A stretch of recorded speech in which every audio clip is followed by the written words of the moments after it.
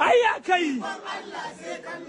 Yaro baya bololo, fasin yan kwallo, zafi murna yan kallo, Bola Ahmed tambaiwa, dan shi baya gaugawa, kafafu domin saiwa, in ka jirgin sai tsawa, turanci ko turawa, yara zabi dan kowa, ba ma shakka. Duka dauka, sai ni barka.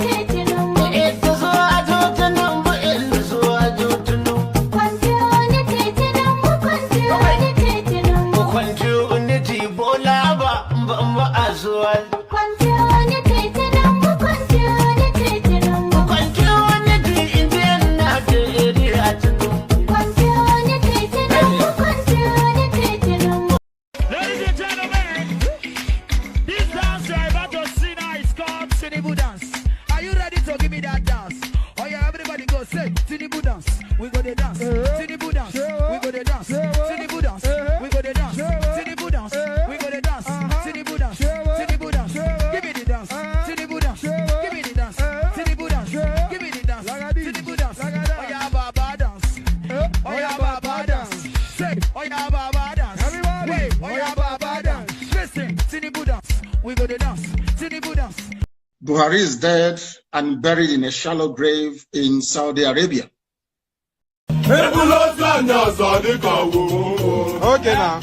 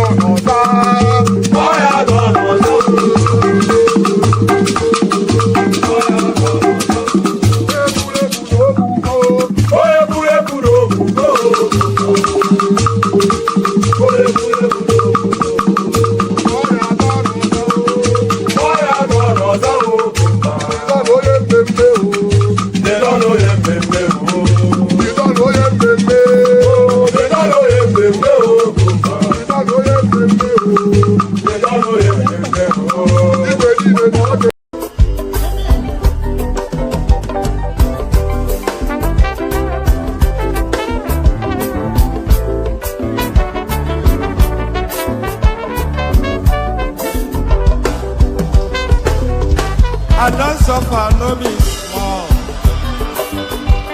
But say I get sense. Poverty no good at all. Now it make I join this business. For one night, no be it's once again. Everybody give me up. Everybody follow Mugu. My brother, I go chopper. National Airport, National Stadium, President, my sister, brother.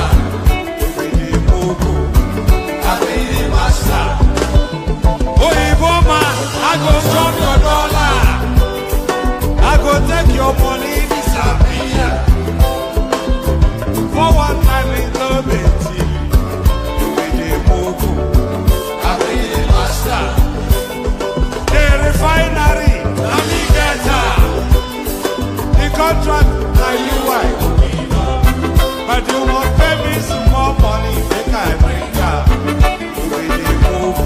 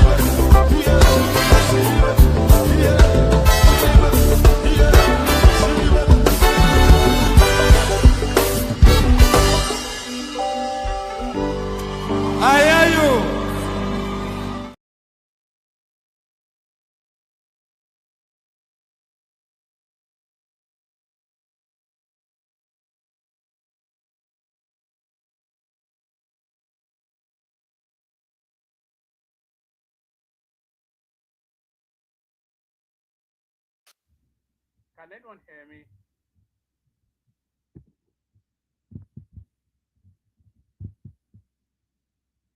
What's all this?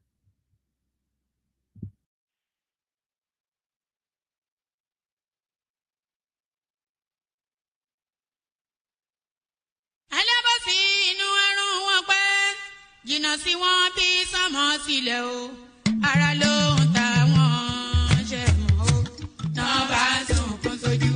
Bẹ̀rẹ̀ má ti fi ìgbín sọ kó fẹ́ yẹ, ẹyẹ kò lọ ìgbín sọnù sígbó. Wọ́n dúró títí ọwọ́ wọn ò tó, ìṣó máa ṣe ta ní kókó ṣòkòtò tí olókùn ó dá kìtìyàn o, ó dórí àwọn.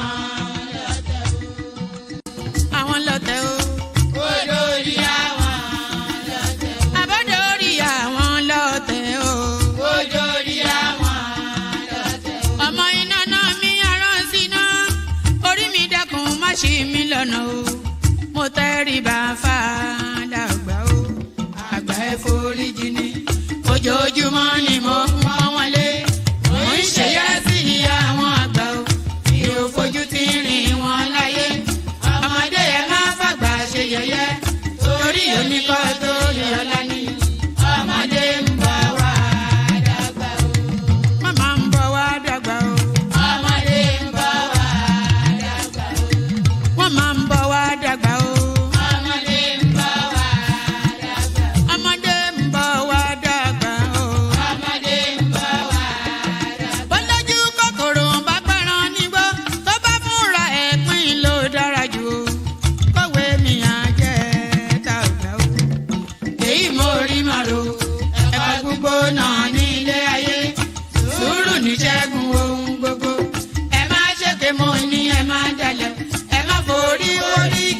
ló jẹ́ ẹni forí wọ́rọ̀ yìí yóò ṣàbàmọ́ àwa ò ní ṣàbàmọ́ láyé o nílé ayé o àwa ò ní ṣàbàmọ́ láyé àwa ò ní ṣàbàmọ́ láyé àwa ò ní ṣàbàmọ́ láyé dẹ́bìtọ̀ rẹ̀ àtàrà ilé o àwa ò ní ṣàbàmọ́ láyé àwa ò ní ṣàbàmọ́ láyé àwa ò ní ṣàbàmọ́.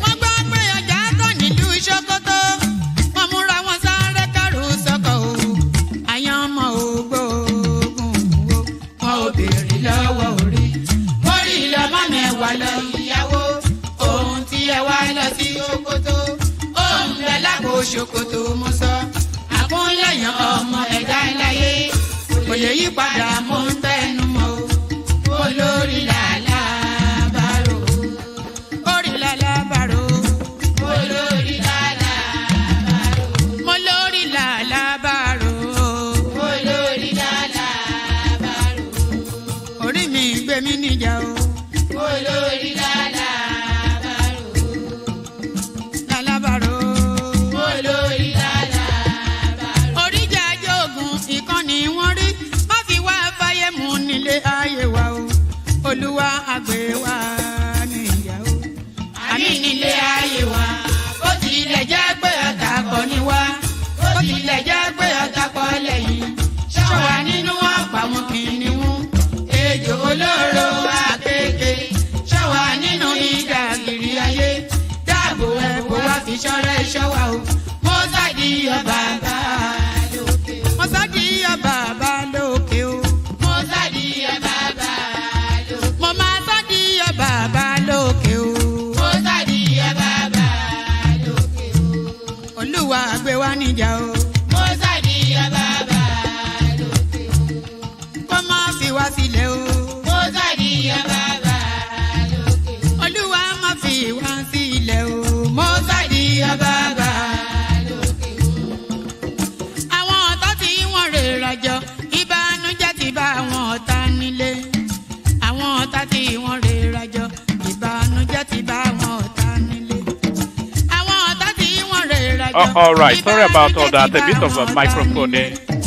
àwọn ọ̀tá tí wọ́n rè rajọ ìbànújẹ́ ti bá àwọn ọ̀tá nílé bí wọ́n ti ro ti wá sí nínú ilé bẹ́ẹ̀ ni kó jẹ́ tiwọn lọ ijọ́ gbogbo. àwọn And there it is. Sorry about that. A bit of a microphone issue. I pressed some button which I shouldn't have pressed, and I was beating myself up over it. I actually rebooted the computer, only not realizing that I'd pressed a button that I shouldn't have. But there it is. They say in Yoruba land, they say "Bota onshonjo bo." You know, technology is not the friend of a middle-aged man. So, button showing job and all that. Good day to you. Good to be in your company. All that. Good day to you. Good to be in your company. And how are you? Hope you've had a gloriously wonderful day. Cascading into yet another session. Your friendly neighborhood or you are laughing man. One man went to mow. One man went to mow the eagle lands again. The eagle lands and hopefully lands meeting you in good health. So the eagle lands and all that. So the protocol remains the same. Click on the like button just as soon as I invite you to do so. Do so. Click on the like button. If you are not already subscribed, then please do that. Like and subscribe. The hyperlink that says StreamYard. Oh, good to see you, Princess Rosie. It's been a moment since I saw you in the comment section. Click on like, click on subscribe, click on the hyperlink that says StreamYard. Share the links just as widely as you can and super chat to us to stream. So I ask all that every single stream. I'm asking that in this stream as well. One of these days, maybe you guys will start. At least, the very least you should do is to. What's the most crucial? The most crucial is to share the link. Out of all of the things I'm asking you to do, I've even spotted a spelling error in my title. People, anyway, I do these things so often that you just have to excuse spelling errors here and there. You know, sometimes I just cobble it together fairly quickly, and then I'll correct it after, because once I start streaming, I can't really edit significantly anymore. So I probably do that after the stream. But Where was I? Of all of the things that I'm asking you to do, sharing the links is the most important bit, and it's free of charge. Just copy the link, put it in your social media spaces, wherever it is that you hang around on social media. Put it in there. So do all that. So like, share, subscribe, and of course super chat towards the stream. I always say that nobody ever does that. All those things. Shall we just get started? Let me send us to Instagram as well. It's been a while since we streamed to Instagram, so we're covering everywhere. We're even on TikTok now. Are you following the stream on? Are you following the platform on TikTok? By the way, um, because I'm starting to establish a presence there. Actually, just I'm still just roughing. Anyway, let me just leave all that. Follow us on TikTok if you could. The link in the comment section. Let me leave all that and just get straight into it because the late is so start. The start is so the late is so start was what I was about to say, but the start is so late. Let's just get started. Um, so yes. Nigeria Brazil seal deals in aviation, livestock, other sectors. So a lot of people critical, of course, of these trips that Tinubu make abroad. But it's not just for the benefit of taking in the sun, it's to bring investment into your country and mine. Brazil, Nigeria, to seal deals in aviation, livestock, other sectors. I'm going to be giving you about 3, 4 paragraphs on everything just because we're starting so late. Between today and tomorrow, Nigeria and Brazil will sign crucial business agreements to create direct flights between the two countries and generate massive livestock investment inflow. So it's not only the livestock and all of these things.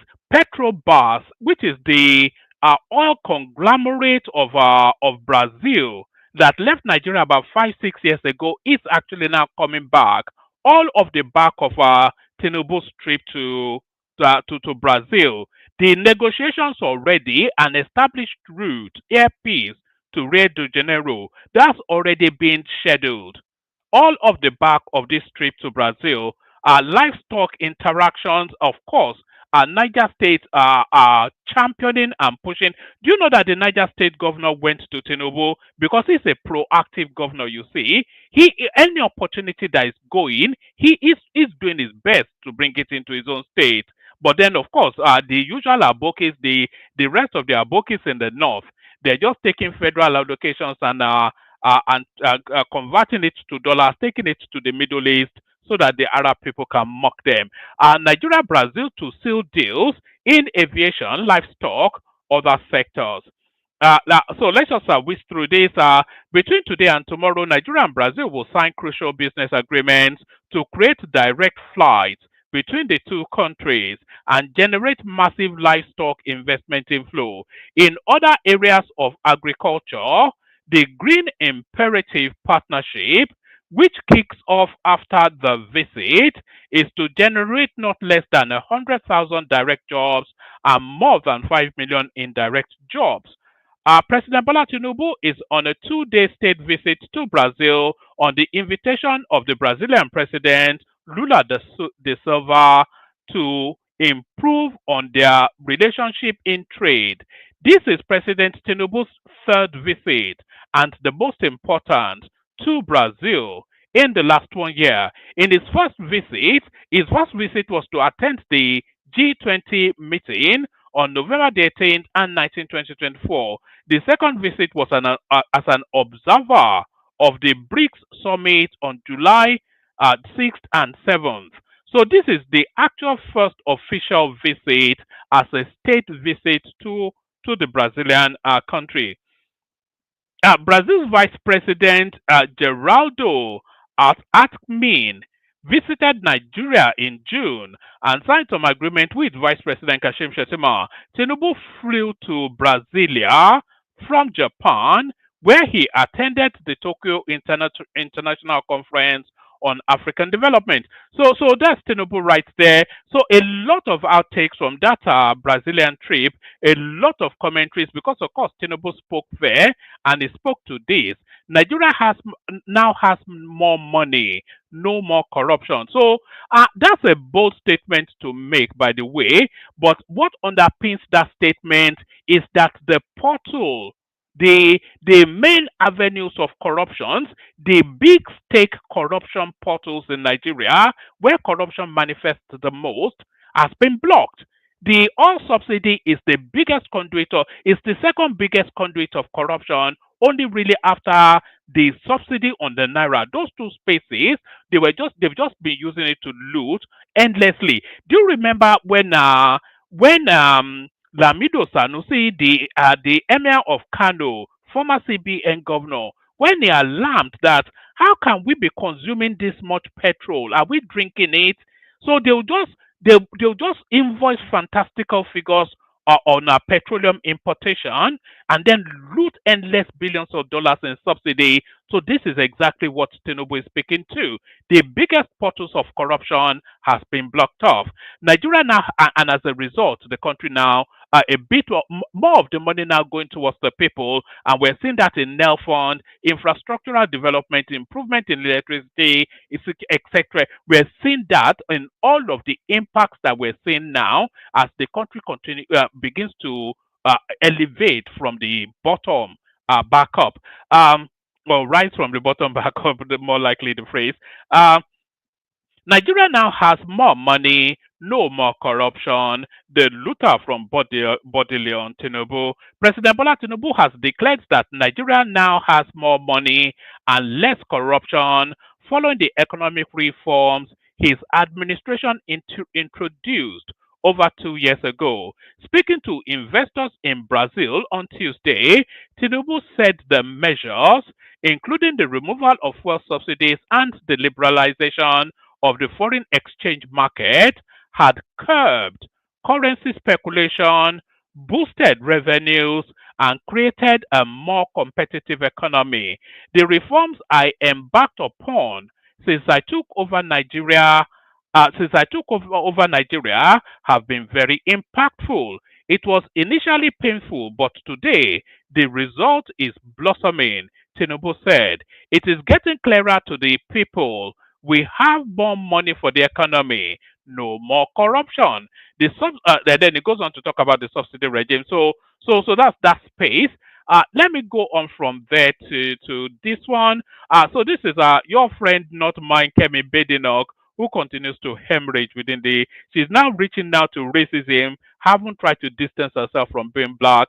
Oh, do I actually have? There was a BBC piece on Badenoch. Do I have that? That's the one I really wanted to. That's the one I want to. That's the one I want to put forward. Let me see. Let me see. I did have it, but it may well have been too long for me to have uploaded. So if it's too long to have been uploaded, then I can just play it as a clip. Oh no, I think I may not have been able to find it anymore. Oh God, hopefully I have it somewhere. Just I'm talking to myself now, even with an audience listening. Um, yeah, I did have it. I wanted to play it. Hopefully, it's because there it is. Oh, all right. So there it is. Um, oh, oh, oh, all right, all right. No, that's not actually the one. It was some woman actually tearing strips of Kemi Badenoch. Yes, this is the one. Yes, this is the one. All right. All right. So where were we? Where were we? Which one did we have up?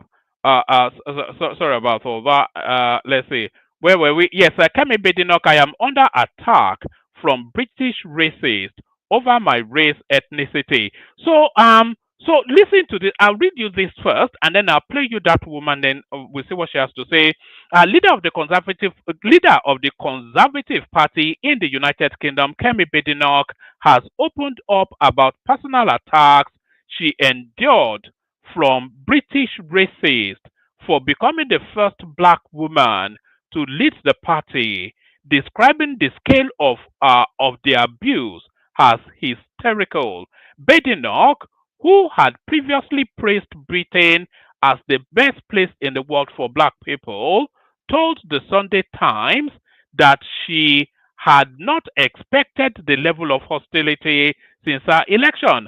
According to her, the attacks she receives from fellow MP is minimal compared to the abuse hurled at her by racists on social media who target her because of her race and ethnicity. She said there is a certain cadre of people who clearly cannot cope with the fact that I want this and I'm doing that. The level of personal attacks from anonymous people is hysterical, not even just from MPs. I actually don't think it's that many MPs. I think it's two or three out of 120. So she's identified then that there are two or three MPs that just recalled from her for reasons of race. That is nothing, but online as well, the people used to talk about Trump derangement syndrome. I think there is a Kemi derangement syndrome. How could she possibly have done this? Badenoch said the racist on social media believed she could not have achieved the current status all by herself. There is a lot of ethno nationalism creeping up, lots of stuff about my race and ethnicity, and the tropes around, and the tropes around. Well, she couldn't possibly have done it all by herself. Correspondents report that Badenoch, who was born in Wimbledon but grew up in Nigeria before moving back to the United Kingdom age 16, had earlier said she is not really Nigerian by national identity, whilst only choosing to identify herself by her Yoruba tribe. Let me actually take you to this clip. This clip actually it really brings it to the fore. So let's listen to this. She doing these things? What is she trying to achieve, do you think? Absolutely nothing, Natasha. Let's be clear. Kemi Badenoch has clearly pressed her self-destruct button, okay? And it's taking a humiliation tour that, quite frankly, the public should just sit back and enjoy because it's quite entertaining. This is her pick-me expedition in which she's trying to sell her backstory, but she's only succeeded in making herself more unlikable and unrelatable every single time she opens her mouth. You know why? It's because Kemi Badenoch has no story to tell. She has no story to tell, no hardship to sell, and she has no roots of authenticity. I mean, the one thing that made her authentic, she just thoroughly rejected. Oh, I no longer identify as Nigerian. I'm just British. What exactly is British? Okay, can you break it down? You see that was where Kemi Badenoch fell short right there. I no longer identify as Nigerian, strictly British.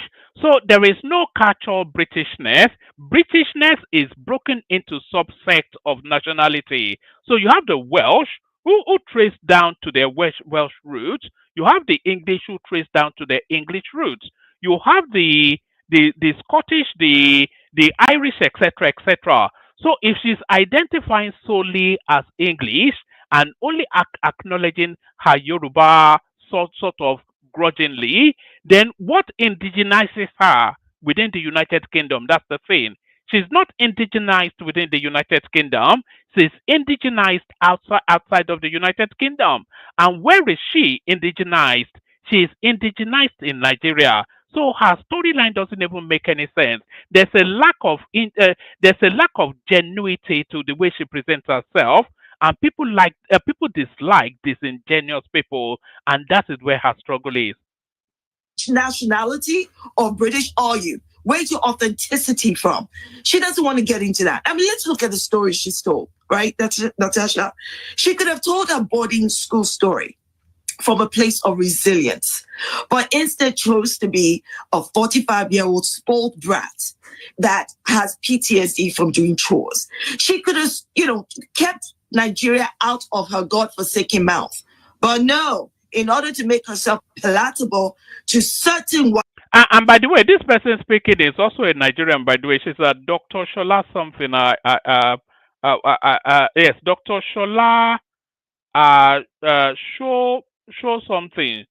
Shoba Memu or something. She's a Nigerian anyway. So it's just you just listen to everything she has to say, and it makes infinite sense. You know, there are several ways to present something, and there is the option not.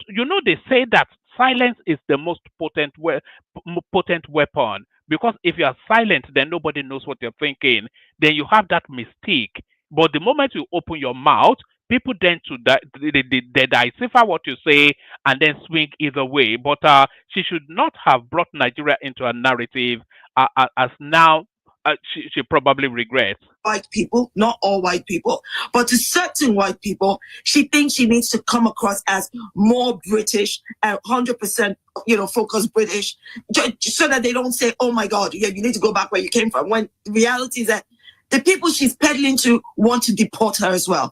She could have told the story about working hard and not told her she snitched on another student, because she actually thought that was a flex. But she told the world that I snitched on him and nobody applauded me for it. Nobody thanked me for it. You can see that she's not confused.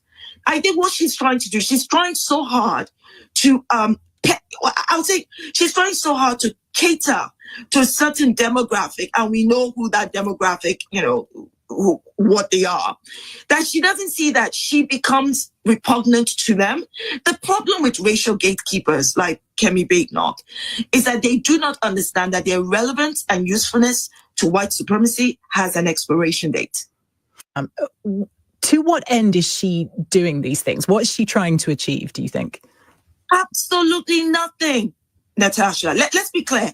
Kemi Badenoch has clearly pressed her self-destruct button, okay? And is taking a humiliation tour that, quite frankly, the public should just sit back and enjoy, because it's quite entertaining. This is her pick-me expedition, in which she's trying to sell her backstory, but she's only succeeded in making herself more unlikable and unrelatable every single time she opens her mouth. You know why? It's because You see, what Kemi Badenoch has done is that she has actually sacrificed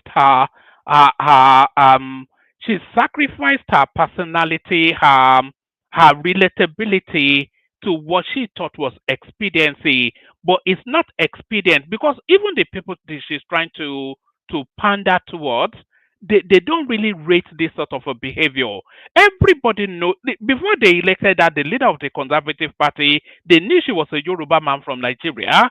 When she was elected the leader of the Conservative Party, they elected her on the basis that she was a Yoruba woman from Nigeria. And when she was presented to the public as the public face of the Conservative Party, the public recognized her as a Yoruba woman from Nigeria. So why is she trying to distance from what elevated her into that post? Uncle Tom and Sally.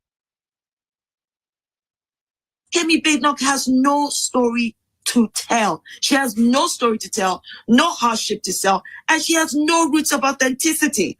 I mean, the one thing that made her authentic, she just thoroughly rejected. Oh, I no longer identify as Nigerian. I'm just British.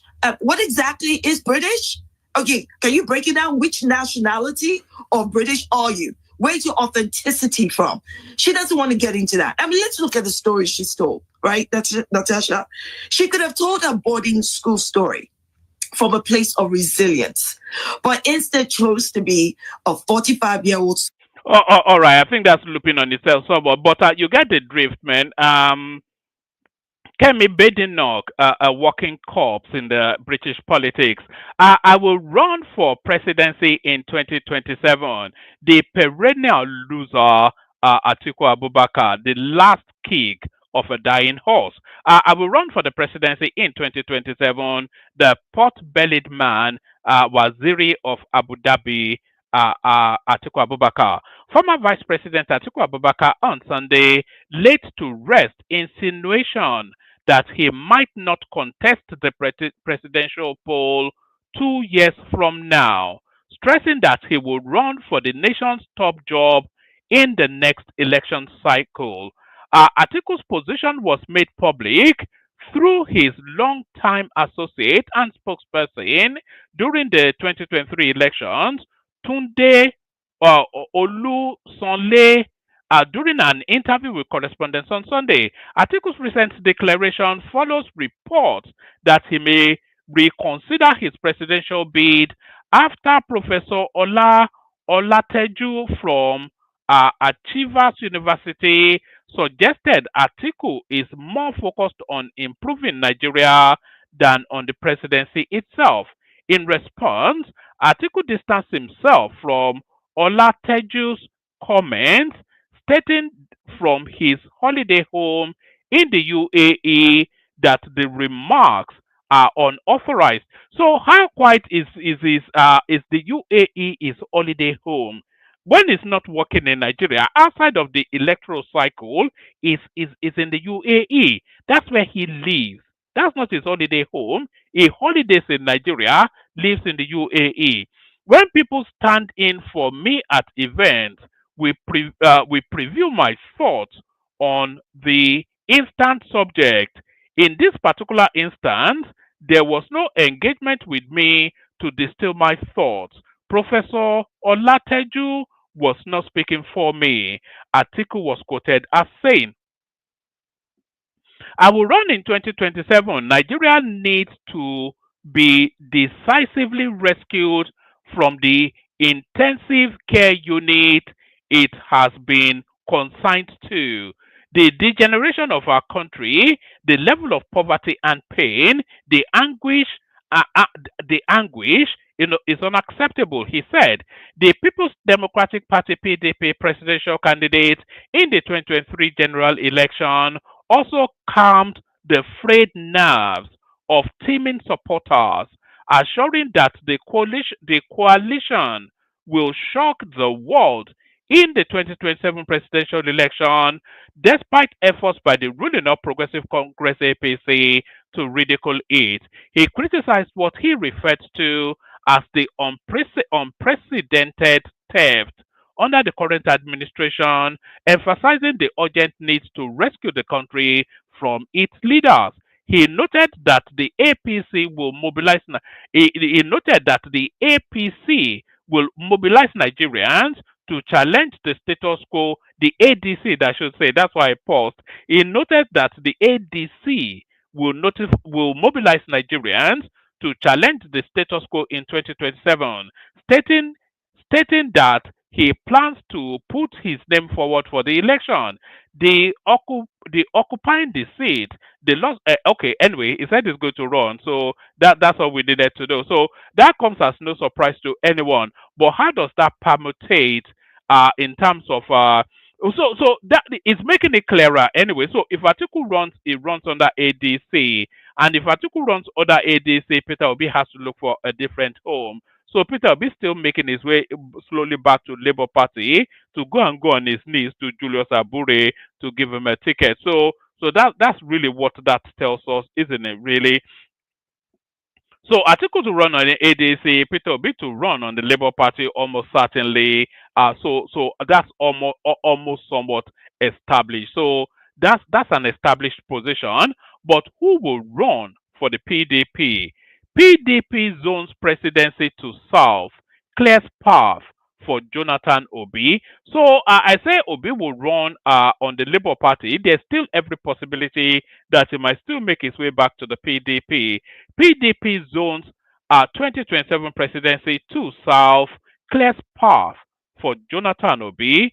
PDP zones 2027 presidency to South, boosting chances of Jonathan's comeback and Obi's bid amid party realignment.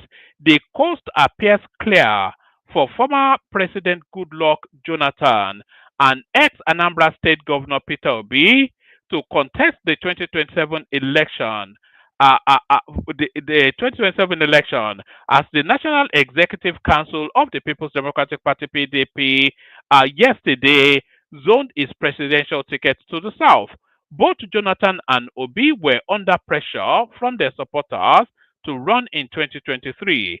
And with the NEC meeting, the PDP has now emerged as a strong platform for either of them to launch a comeback.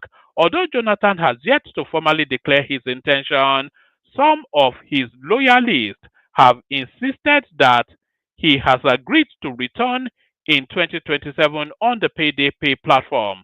Their preference for him is rooted in the belief that he would be more acceptable to the North since he is constitutionally limited to serving only one 4-year term. Obi, meanwhile, has remained a polarizing figure. He co-founded the coalition-led African Democratic Party (ADC) whilst maintaining a faction of the Labour Party. His popularity both online and offline has kept PDP stakeholders considering him a viable presidential candidate. Though he has openly expressed interest in the 2027 race, he has not yet declared the party under which he would run. His supporters fear that the ADC might leave its ticket open, a move that could make it easy for former Vice President Atiku Abubakar, a perennial northern contender, to claim it.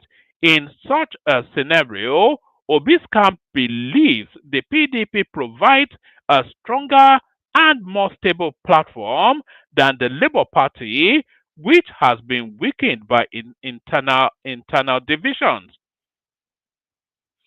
At the next meeting in Abuja on Tuesday, the party confirmed that the office of the national chairman will remain in the North, whilst the presidency would go to the South. So this is to tell you just how strong Wike's hold is on that party, because this is what Wike always insisted on, and this is exactly how it's panning out. Presenting the report of the zoning committee, Governor Doees of Bayelsa State said all the PDP national offices currently in the North and South would remain in their respective regions with micro-zoning left to the state. So that's the PDP right there. So they opened up that field then. There's actually a clip that speaks to that. So let's have a listen to just how Bala Mohammed is presenting it. So let's listen to Bala Mohammed presenting on this.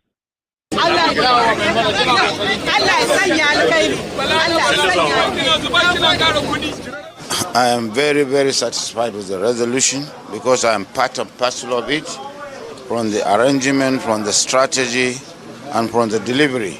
So it is an all-inclusive decision for us to have our neck in Ibadan, Oyo State, on the 15th of November, and to have another neck on the 15th of October, and also to sustain the existing zoning formula within the party offices, and of course to zone the presidential office to the south so that we can have some sanity, some understanding and unity. Well, I'm calling on Nigerians to know that politics is not about personal interest.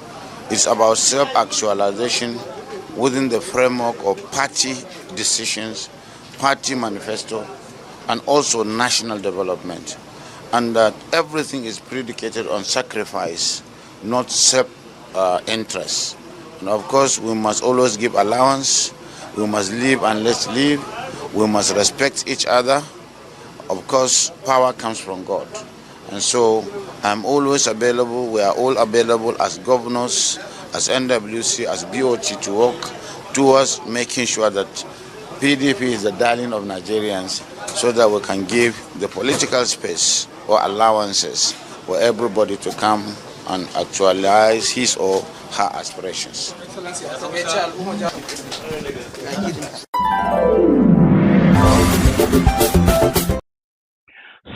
So there it is. The PDP zones their ticket to the south. So what does this mean? What this means is that they would not be presenting and they would not dare try and play any fast ones. Even Tambuwal, he cannot do any of his funky tricks anymore. I'm not even sure if he's still with the PDP. There's so much movement within the political cycle, you don't even know what's what. Until the dust settles, everything is still foggy. But this is not foggy.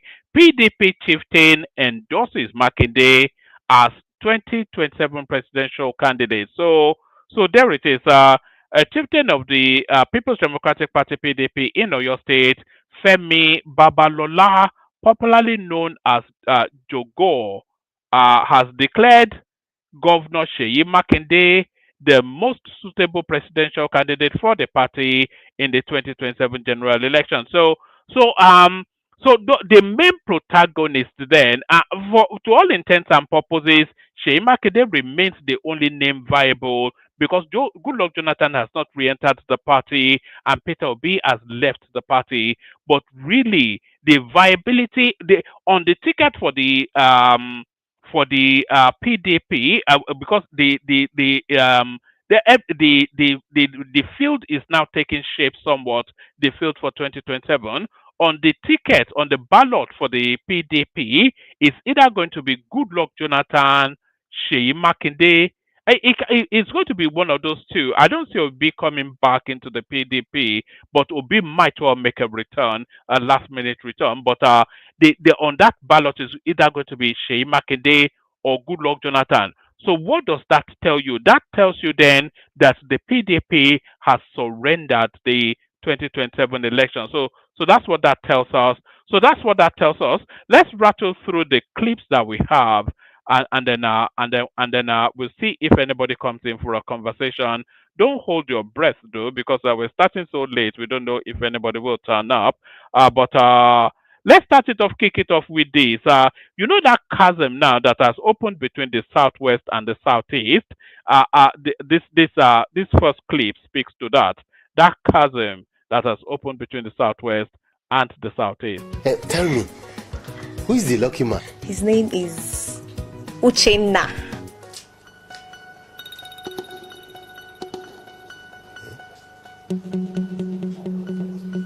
Ukilokwe. Uchenna. Uchenna.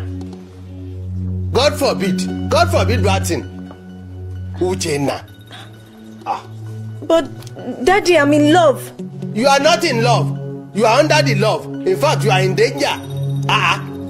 Hey. You don't know. You are not in love at all. Omo Igbo. For you to marry Omo Igbo, lie. Well, Papa, she's a Yoruba girl. Huh? Yes. Her name is Kike. Hey! Papa. Hello! What are you shouting? Did I say anything wrong? Oh. Papa?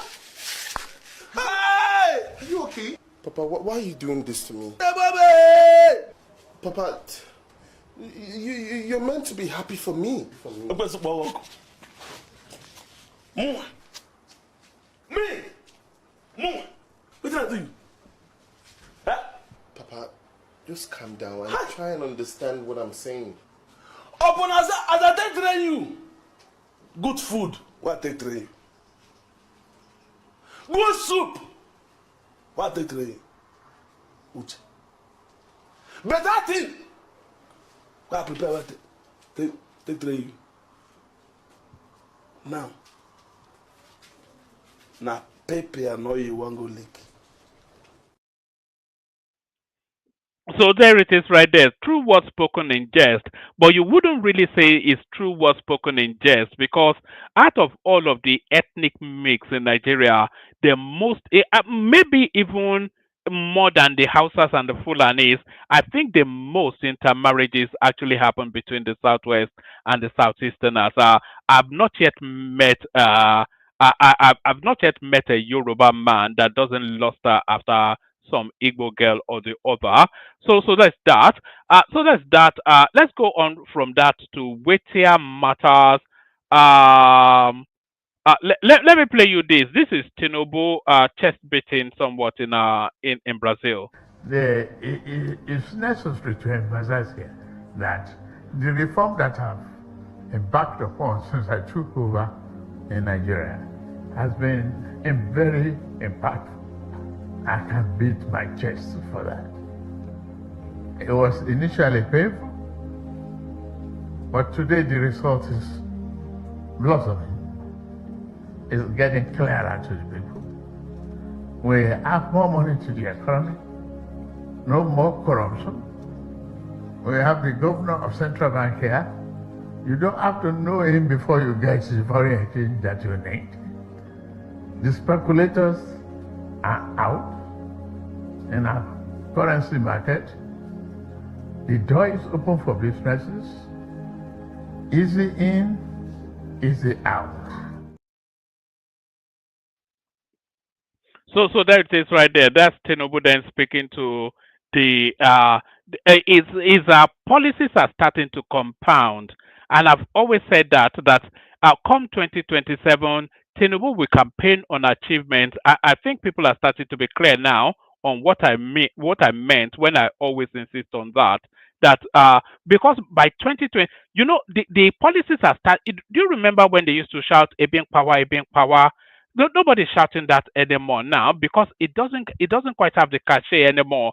The prices of food is dropping quite sharply on a daily basis. So they don't have that as a go-to anymore. So they are now running to funkier and more and increasingly psychedelic spaces in order to maintain that momentum. But even those psychedelic spaces that they run to, the noose is tightening around those spaces. There is nowhere to run anymore as the politics continue to increasingly compound. The compounding of the policies are examples of the Lagos Calabar Super Highway. They commissioned 30 kilometers, people marked, but by the time we get to the end of this year, the quarter of next year, they would have done about 300 kilometers. So you cannot then argue against it anymore. The students' loan, I was going to bring you clips of our students still celebrating the students' loan, but I think you've seen sufficient enough of that. That's been a resounding success. So you cannot argue against that anymore. You cannot. We've seen six. So there's so much that's been done, and as these things continue to come to fruition, the northeast road, the east-west road rather, they are doing that now, but a lot of these things will be completed near completion by 2027. So it will be impossible for you to argue against this guy working for the benefit of the people. As the policies continue to compound, it will become increasingly difficult for Obi, etc., to continue on that campaign of calumny. But still, Tinubu in Brazil, here is this is one of the grandest yet state welcomes, state visits that Brazil has yet experienced.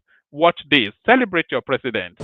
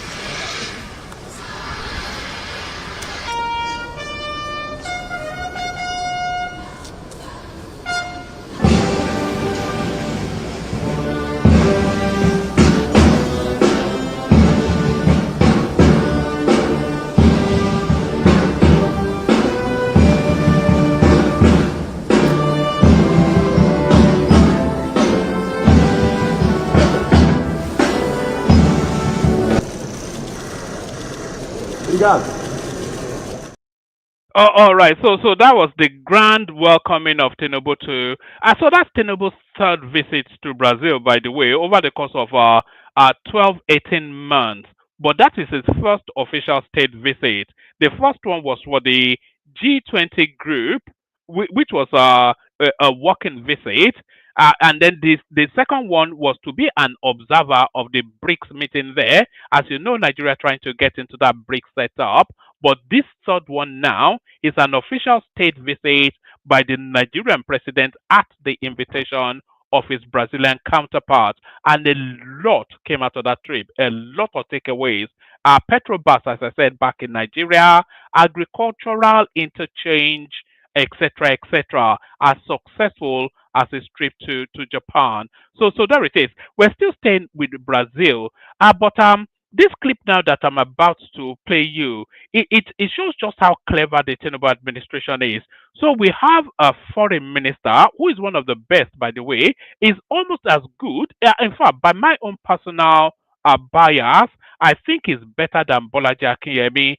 Our foreign affairs minister is a guy called Yusuf Tugar.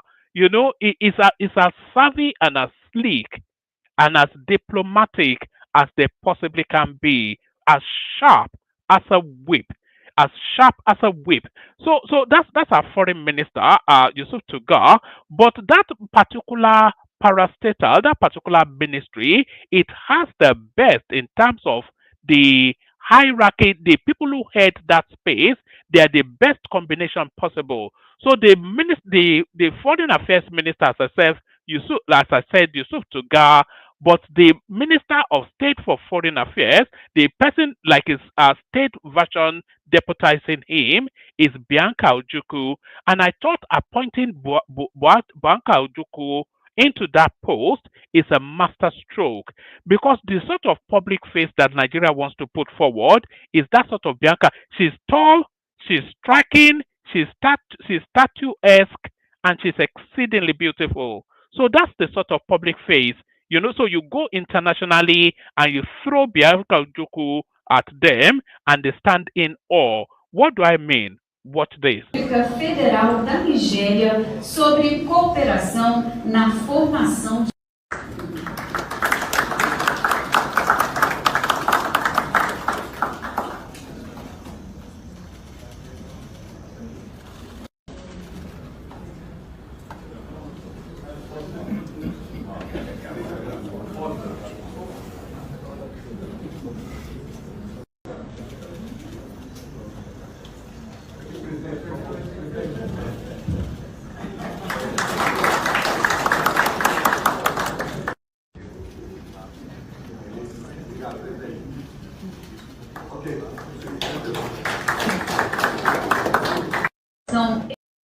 So what better face do you want to put forward as the public face of the country other than Bianca Ojukwu? So I thought that was a superstar move to have appointed her.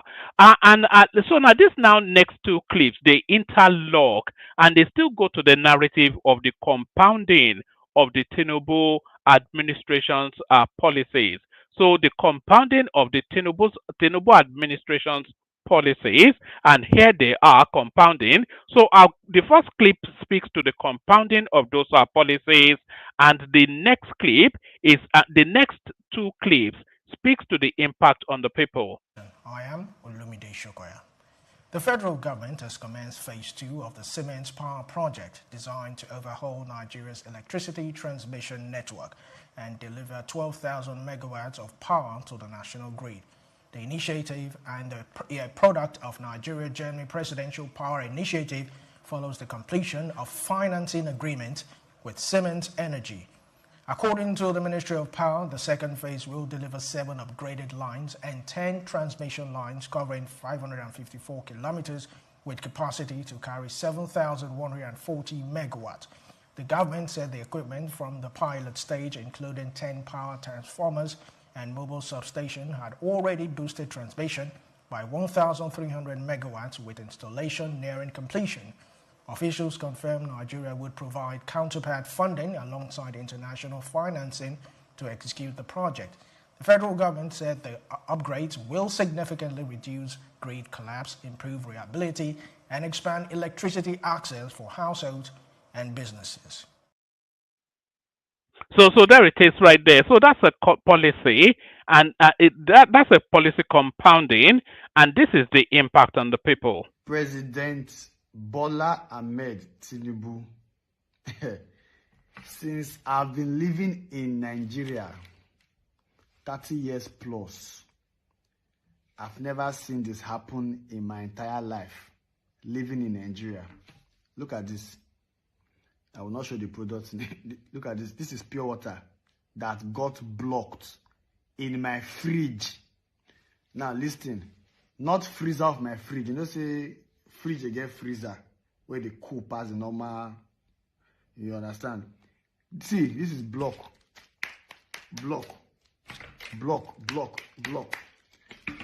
From my fridge. Hey, Tinubu. You know your normal fridge now, where you put towards the down part of the fridge. This will tell you that there have been consistent light. Like I literally off my freezer, my normal freezer. I used to off it because that one said if you put soup inside, before you go defroze in my entire life in Nigeria, at least in this part of my side though where I live, I know see some other area and they get like steady, but where I live.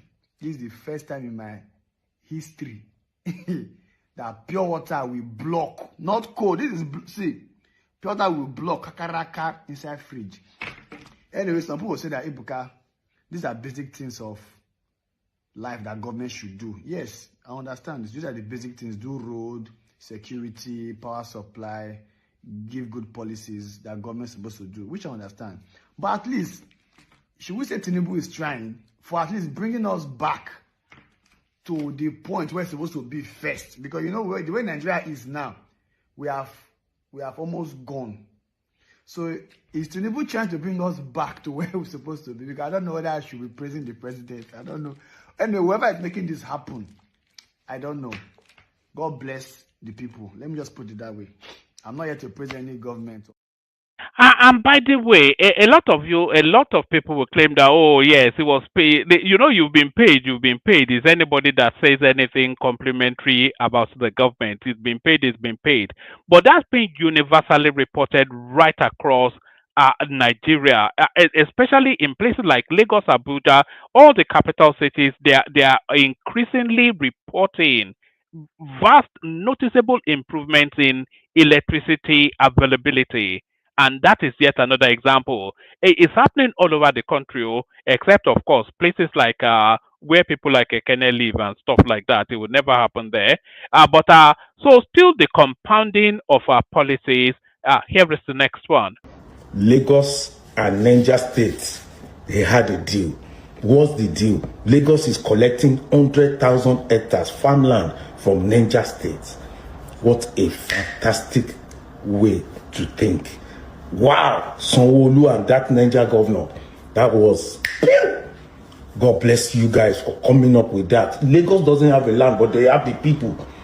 Niger State doesn't have the people, but they have the land. You can see that trade by barter transaction between states. That's what we want to see. And President Tinubu just brought 100 and something trucks, farming equipment that never happened in Nigeria before. This is supposed to be a revolution. Every governor is supposed to be like this Niger State governor now. The way the guy they roll out food. Wow. Lagos State, Sanwo-Olu, Niger State, you guys, that's a good deal.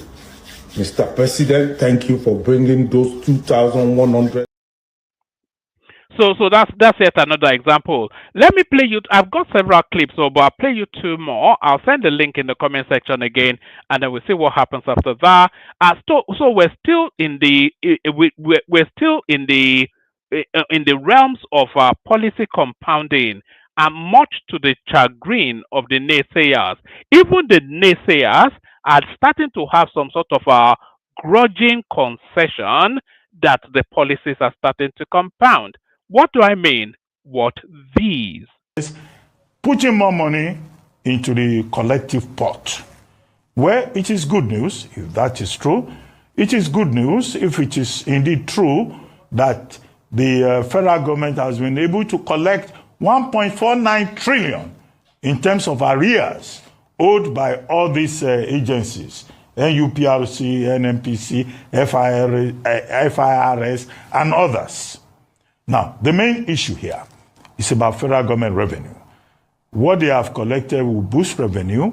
It means that there will be more money, more revenue at the federal, state, and local council levels.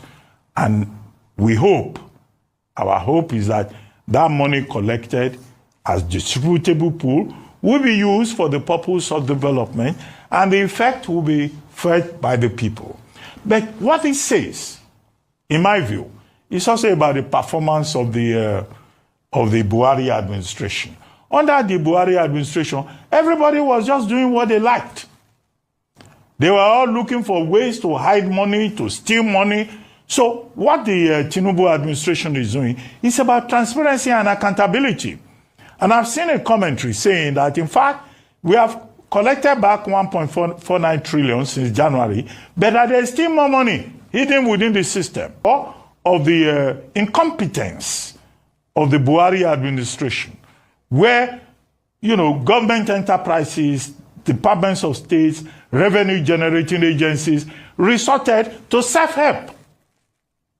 So to the extent that the Tinubu administration is trying to correct that, I think it's a very good development. However, I hope that special attention will be paid to transaction costs, because many of these agencies and departments of government, they also have what they call transaction costs.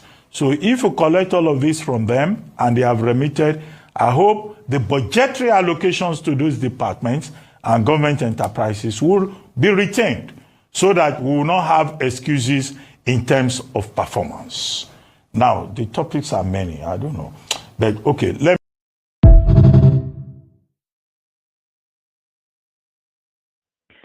So that was a qualified praise then from the Arise TV space, but they can't hold on to saying nice things about Tinubu for too long. So let's go on from that to this. Saving 41 billion. When the people are suffering, when the roads are unmotorable, when university lecturers are threatening to go on strike, when resident doctors, nurses, and midwives are saying that their entitlements have not been paid, when pensioners are complaining, and then you come to the Nigerian people, you say, oh, we are saving so much money, 41 billion, and this 41 billion is not in Nigerian banks, it's in foreign banks. So how is the direct benefit to Nigeria, to the Nigerian economy? So questions will be asked. Okay, what if we take 1 billion from that 41 billion and we settle university teachers and their demands? What if we take 1 billion and we fix some of the roads that are not available? What if we take another 1 billion and we fix some other? It's like a father who says he's saving for his children, and the children are suffering. They cannot pay school fees. They are hungry. And then the father says, oh, don't worry, I have savings for you. The money is in the banks. After all, we tried with a sovereign wealth fund in this country. We also did not manage it well. So why don't we deal with essential problems that Nigerians are facing? It is when we have the effect in terms of the lives of the people that we will know that, okay, we have savings. However, how about the bonds? This same government has issued a lot of bonds. We have incurred a lot of debts. If you remove those bonds and those obligations, those debts from this 41.05 billion, you see that no, the figure is not real. We don't have that much. 2024 budget has not yet been fully funded. 2024. We're still toying with it. 2025 budget is not being fully funded. Most of the MDAs, they don't have enough funds. They are not cash backed. Let us even forget about the ordinary Nigerian. So capital projects are suffering, even at the state levels. So what is the wisdom in saying we are saving 41 billion in foreign reserve just to stabilize the naira when people are suffering? So I don't get the sense in it. Maybe economists will say macroeconomics is more important than the lives of the people. And that would look to me like a voodoo economics. So that's Ruben Abati right there, who couldn't really help himself. He had to revert back to type. So that's Ruben Abati reverted back to type. I've still got quite a few clips to play you, but I think I may well save them for tomorrow. So I'll play you the Kegite music, see if anybody turns up. I'll send the link in the comment section again, and then we'll take it from... yes, I thought I was deleting quite a few clips. I thought I deleted the Kegite, but no. The Kegite. Only water, where they see ma. Water,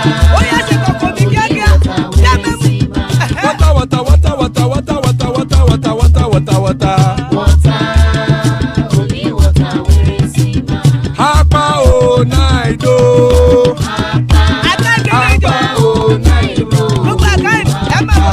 Hapa you don't come o.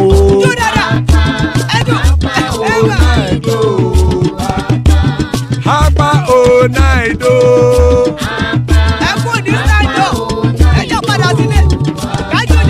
Oro kẹ̀kẹ́ ẹlẹ́mùrè o. Ilé ṣọ́díyà kẹ̀kẹ́ rẹ̀ ẹlẹ́mùrè o. Bobby Master kẹ̀kẹ́ rẹ̀ ẹlẹ́mùrè o. Chifu Failati kẹ̀kẹ́ rẹ̀ ẹlẹ́mùrè o. Eruku lẹ̀lẹ̀ ẹlẹ́mùdé. Eruku lẹ̀lẹ̀ ẹgbẹ́ ẹlẹ́mùdódò jàre o. Eruku lẹ̀lẹ̀ Ghana ti dé ẹgbẹ́ bọ́dì o. Ọmọ ẹlẹ́yẹ ẹ̀yẹ o ó dìlé o. Olúyẹ̀lá ẹ̀yẹ o ó dìlé o. Petrosonama ẹ̀yẹ o ó dìlé o. Petrosodunke ẹ̀yẹ rẹ̀ ó dìlé o. Ẹlẹ́kọ̀ ọ̀run mú ìní o.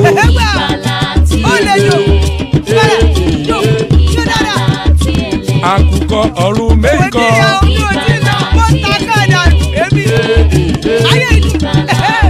Ikú kò ní ríwà gbéṣe o.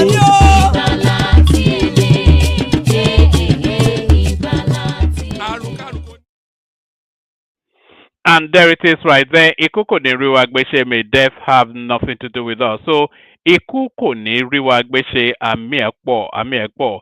So amen to that on behalf of myself and you, my friends. Amen to that on behalf of myself and you, my friends. Amen to that. Joining us, the excellent Baba T, the smartest woman on the planet. That's Zita right there. And to add a bit of funk to the proceedings, Tony joins us as well. So those are the assembled so far. And by the way, if you are not already following us on TikTok, please go follow us on TikTok. We want to hit some numbers there because we're going to be establishing a presence now on TikTok. So if you are not already following us on TikTok, the link in the comment section, go give us a follow there.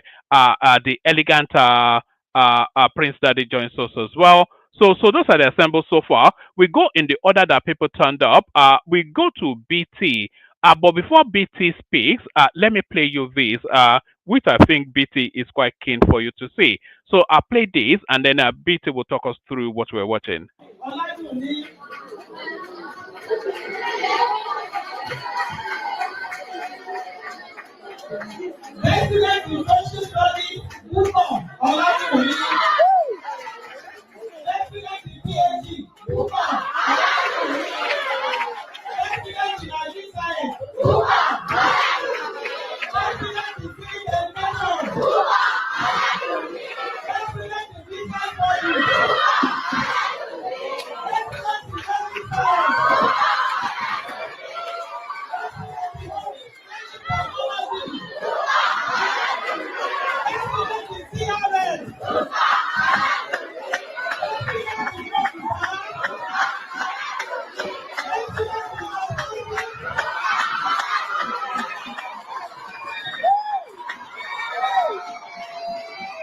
This is good.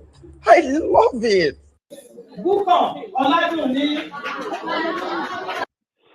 So, excellence in XYZ, Buba Oladuni. So, Buba Oladuni, a relative of yours, BT? No, I didn't. Hey, I mean, don't let me go that route. But I saw the clip and I just thought, I saw it as well, actually, about 2 days, a day or so ago, yes. that's the 12. I mean, if she keeps this up, she probably be missing in the country in a few years. You know what I mean? Scholarships everywhere, and I hope our family has the finances to they don't. They back don't. our talent. You know. I read the back to her. I think she's like a single mom and market selling stuff like that. You know, the daughter. I think she helps with the. But these are the sort of people we should be adopting as a platform. Remember when we used to do that? You know, if I could do something, I would. You know, the one thing that always kills me is if talents like this, if they fall victim of circumstances. No, I said it before on this platform. I had a friend like that back in school. That I went back to Nigeria after like a couple of decades, and I thought he was going to be like in medical school and doing something, and he's now. I mean, back then when I went in 18. It was doing jingles on local radio. So from the best of it back in school, then it's a jingle advert. It just Nigeria happened to him pretty much. So hopefully she doesn't end up in that same situation. But there are kids in that part of Ogun State that over the past 5 years. Oh, is this from Ogun State? Is this? I mean, obviously, come on. I mean, why? All right. Okay. Why else would they have brought it forward? Why do you think I'm putting it imagine if you were an Igbo man, you'd be worse than Pansat. No. I am very nice. I'm humble. I don't brag that as much. But there's like few secondary schools in that area. Ambassadors, they've been chunking out this female. I mean, these girls the past years. I mean, they've been dominating the international scene in sciences, all competitions. And the reason I actually brought it up was because of Kemi Badenoch. When she said that, I think we didn't cover that part where she said that if you're a brilliant Yoruba girl, that you're told to go back to the kitchen. And I'm like, wait a minute, in our own culture. On what plan? My mother is a lawyer. She's 80-something. So she did law when she was in her 20s. Yeah. So under what system was that ever the case? I'm like, the Yoruba culture celebrates the girl child when education. They celebrate you, right? It's a big deal. So I don't know where she got that from. Now, okay, let's get back to this story. Can I start now? I'm going to just be very brief. No, yeah, you have the floor. Yeah, carry on. Kemi Badenoch, I'm under attack by British white supremacists. Well, am I supposed to feel bad for her, one man? Am I supposed to what? Am I supposed to say today? Oh, I'm sorry. My sister. I mean, what was she expecting us to say to this? It was inevitable. It was going to happen to her. Do you think she panicked that she found herself in the lofty heights that she could never have envisioned? This was a girl that grew up in Lagos, by the way, because by the age of 16, you're fully formed. But she's been able to come at a sufficient enough age, young enough age to adapt to the English tonality. And then she finds herself the leader of the. Do you think she's panicked? She's overreached. What do you think? Why do you think she's the way she is? Sometimes in life, when people attain levels that they don't envision themselves in, they tend to, I think she couldn't handle the spotlight. She never believed she could get to that level, and when she got there, she was open to being coached by, people that didn't necessarily help her to her journey in the political space. So I don't believe that she has the same team that she had when she first started in politics, when she was writing those articles, when she was being marketed as the Nigerian girl. Remember that? I think it was 2010, right? So yes. I don't. I used to go to the Nigerian aunties then that put one of your own in parliament. Yes. Right. So I don't think she has the same team around her, and maybe they've said maybe you can't go any higher than this if you keep championing or keep saying that you're Nigerian. You need to do something different, and I think she got wrong advice. and I think she did not. I think she could have pivoted regardless. I think the nail in the coffin, one man, like you actually said, was the her being British thing. I think everything else could have been forgiven, even if it's terrible. She could have still pivoted back, but I think once she denied Nigeria and claimed to be British, I think that was the nail in the coffin. That was the point of no return for her, and she had to stick to that. If she hadn't said that, I believe she could have found a way back, and we could have forgiven her, and she could have moved on. Maybe not become prime minister, but at least be formidable in that scene. But I think once she mentioned that she was British, that kind of confused. I was confused. You were confused. Even her. I'm sure she was confused. Like, what the hell did I just say now? How can you be British? I mean, don't quote me wrong, but being British is about the ethnic group from the Welsh part, right? They have their own stuff as well. Yes, once she said that, there's no going back from me. So she's now stuck in that funk. I don't remember Yoruba being under the British ethnic group. Maybe we I don't know what. Maybe there's a Yoruba British in the Wales. Right? So you say that they came out with the earliest Britain. Oh God! Through some DNA remodeling, and it was the face of a black man. And it was Yoruba, right? Well, probably. It was from your life. Possible. You know, there's a speculation that it was actually the Yorubas that founded this land. Well, one man, I'm not gonna go there. Well, if the Southeasterners can be the founders of Israel and America, then let's go there now. So one man returned home, right? So that's what you're telling me. This is it. Yeah, okay. So, but bring us. I mean, I like that kind of debate. Actually, when you have time, you can bring those. I will engage you, but bring me some facts and proof, and we can discuss that. But the Kemi thing, I think she's done in politics. She's toast. If the people that you were trying to pander to are now going against. Do you think they should replace her quickly for her own good? No, they already brought this guy out. What's his name? The black guy. What's his name? Which one? No, her party brought somebody to deputize her. It's a black dude. No, there's a guy that is saying he's going to challenge her. That came out a couple of days ago. But it's a white guy, not a. Yeah. Yeah, but and if he challenges her, she would lose that seat. But I think she should lose that seat before she inflicts even more damage on herself. Yeah, let's just. So, woman, what are you saying? Are you not the one talking about how she's going to be the Prime Minister of UK? No, not me. It's Chioma that is championing that. Oh, she has no chance of ever being. Not the hell will freeze over.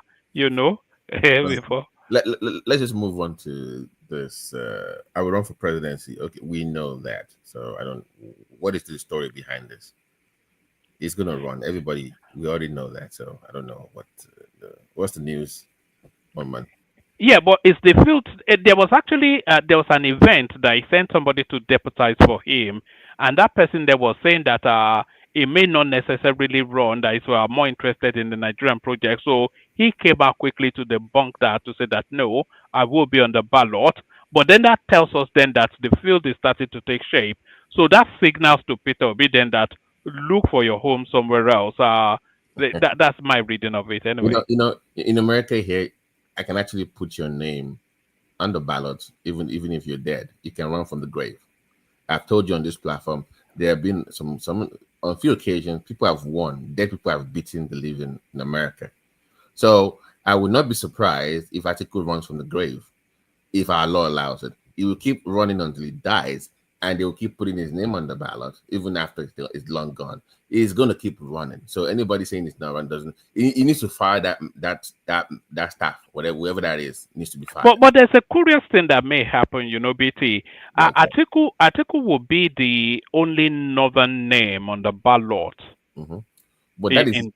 But if he plays it right, that is actually to his own advantage. That's what I'm saying. That's what I'm saying. So why would he not run? Because PDP has considered their ticket to the South. Mm-hmm. Peter Obi, PDP South, either Makinde, Jonathan, or maybe even Obi himself.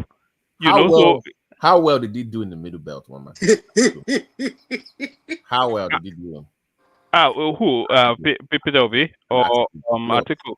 I don't think No, Obi I won. think Obi made real incursions, and Obi won. I Obi won. don't think he did it exceptionally well. Yeah. No. Obi won 3. Tinubu won 3. Right? I think so. So if any one of if Good Luck runs, then because now he has to make a case for that means the middle belt will be the decider. Then if Atiku runs and okay, he's gonna run, but this news of Good Luck coming back, which is starting to gather more momentum, right, one man? It's like before we were very dismissive of it, but at this point you cannot be dismissive of that news story until he says it's not going to run in public because it's gathering. I think PDP conceding their ticket to the South, it gives more credence to the possibility of Good Luck, because that would be it speaks to a narrative of that they are trying to beat his terms. That look, he said some terms that look, if you're going to do it, then these are my terms. It sounds as though it's a come and take it sort of a thing. That's what it looks like to Right. me. So it has. So they're going to open all doors for him. But here's the thing: if Good Luck runs under the PDP, and Obi finds his way back to Labour, and so we have a 4-horse race, right? Yes. Yes. Then that Atiku, all Atiku just needs. Atiku might take this one, man. Yes, that's what I'm saying. All those ethno-religious votes in the north, they go to Atiku by default, because he'll be, even Kwakwanso will not be on the ballot. So they just go to him by default, don't they? All the damn Jaweed votes. So Yeah. he will probably get his Oshun like he always does. The PDP is very strong in Oshun, so he just needs few states down south, and he's the president of the country. So, do you not think it was their delicate factor that gave him that Osun state? I mean, PDP they've always been strong in Oshun. They've always been.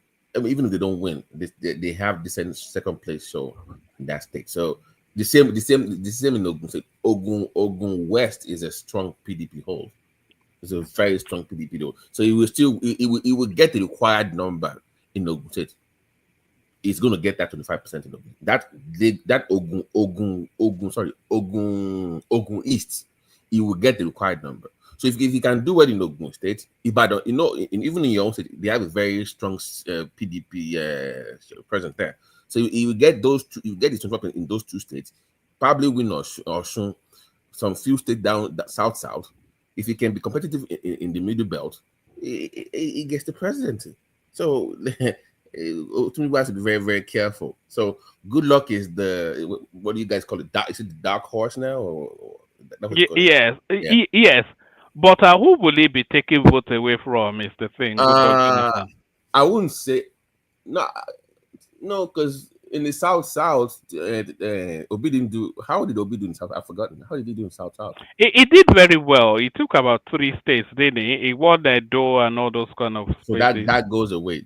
That goes away. So that it will probably affect. Oh yes, it will pull votes from Obi definitely. It's gonna affect Obi and Tinubu. And then it's from Bayelsa, isn't it? So it probably there goes your what do you call it? Southern Nigeria with their so-called fake unity, right? We are one South and one Hiroshi. There's no one South Nigeria. So that let's just move on from those. So let's see what happens in the coming months. I'm still not sure that Obi is not eyeing going back to the PDP. It's still the possibility that he might go back to the PDP. That gives him the best possible chance, doesn't it? Yeah. So, and find him like a Rabiu, give him a Rabiu Kakwaso or Tambua. No, he can't go with Kwakwanso now. Kwakwanso is a Tinubu man. Okay. So give me a name. Give me a name up north that you think will be formidable if you. It's going to be Bala Mohammed. There's only one strong northern name in the PDP, and that's Bala Mohammed. So how do you think this? So let's say Bala Mohammed, Obi, and Atiku goes with our boy from Rivers, and then Fubara. No, from Rivers. No, the former governor. What's his name? Rotimi. Oh, Amechi. Yes. I can see that. How do you think that plays out? I don't see that playing out. I see Tinubu.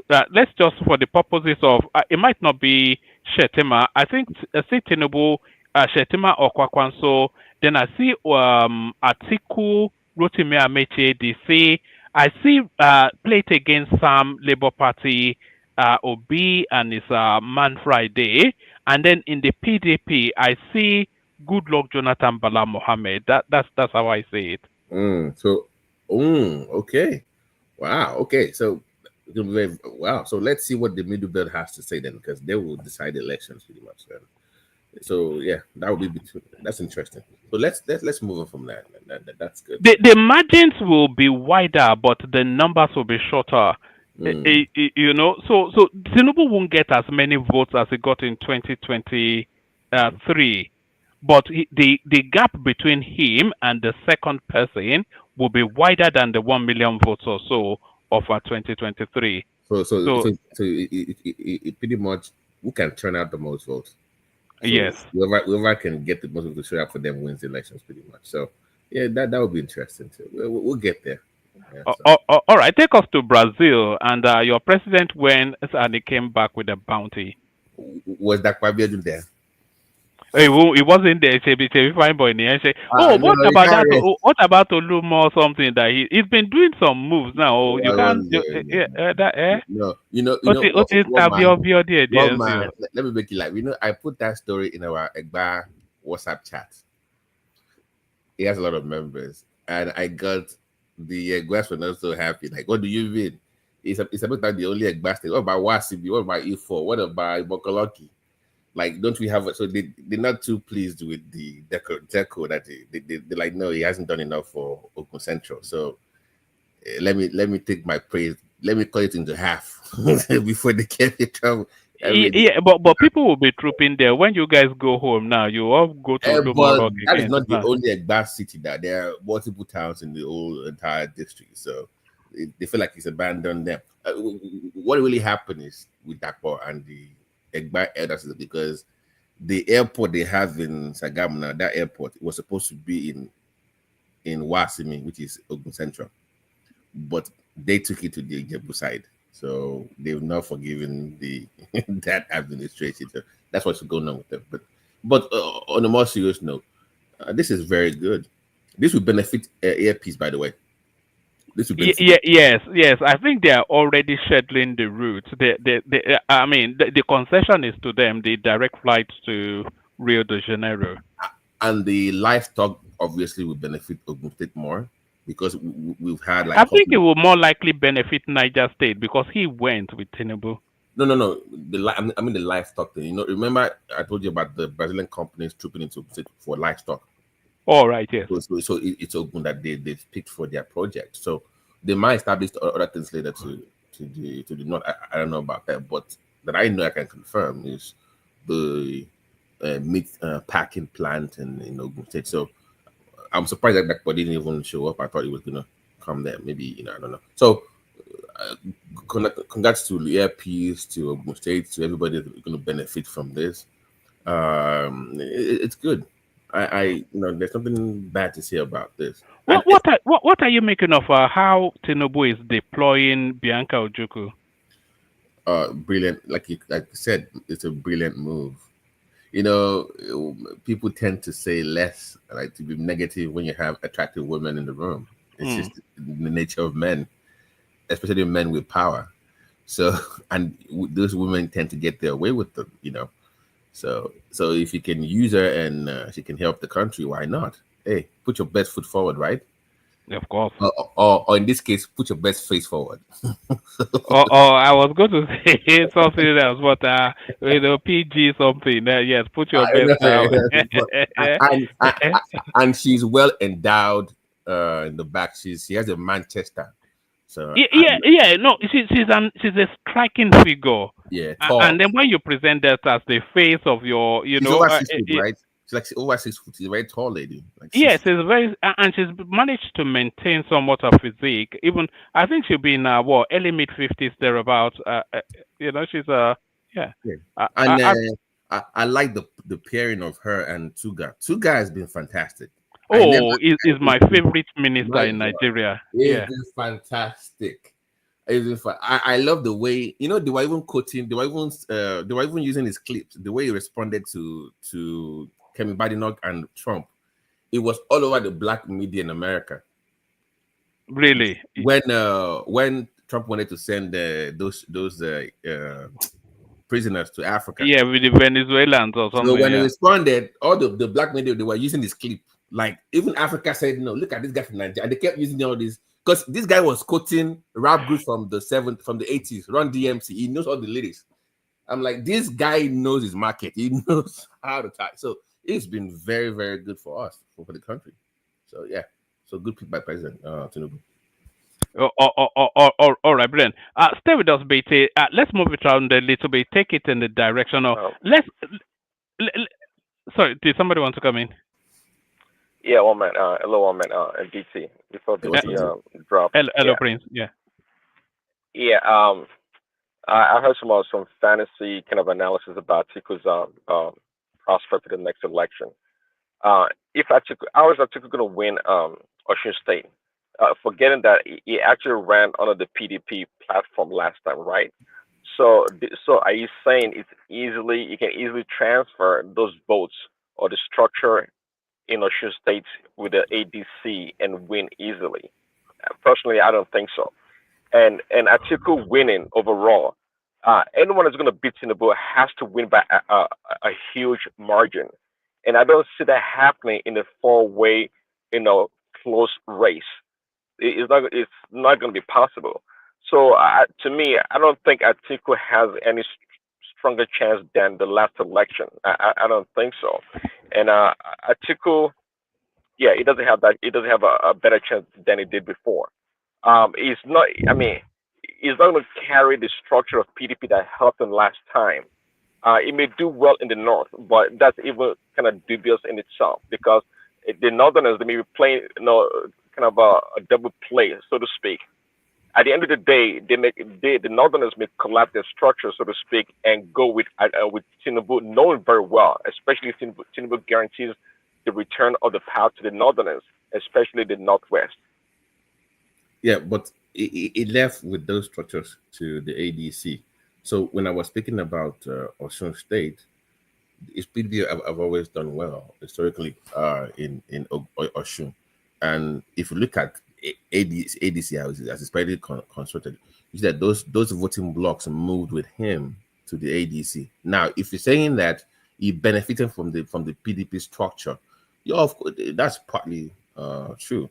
But I'm saying they've always given AC, APC a run for their money in that state, and I don't think anybody they put forth in PDP will do as well compared to Atiku in that state. So Atiku just has a hold of that state. Even when he ran on that. Where is his wife from? Atinuke? I think she's from Ogun. I'm not sure. Okay. Okay. But I'm saying that even when Atiku ran under AC, was it AC or AD? He still did well in Osun. So that tells you that regardless of the party that he is, he will still do well in Osun State. Because we have numbers to prove that. That's my point.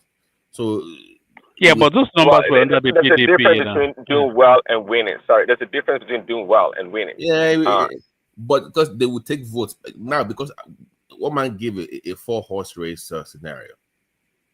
That's where I'm coming from. So it's 4 people running for it, not 3. If it were 3 now, I'm like maybe it will still get the numbers. But if it's 4, I think it will win. It will win Osun State. All right, brilliant. Thomas, check the private chat. I left you a note. Thomas is here. Thomas, really? I like Bagbo. Yeah, look at that. Thomas it's knocking under the, your wallet through the back door. Thomas, unmute. Are you there, Thomas? Is there in body, not in spirit? In spirit and everything. But one man, can I ask you one thing just quickly before we go in? Yeah, good. Did you see what happened to Demola Lookman? It was simulated back to the club.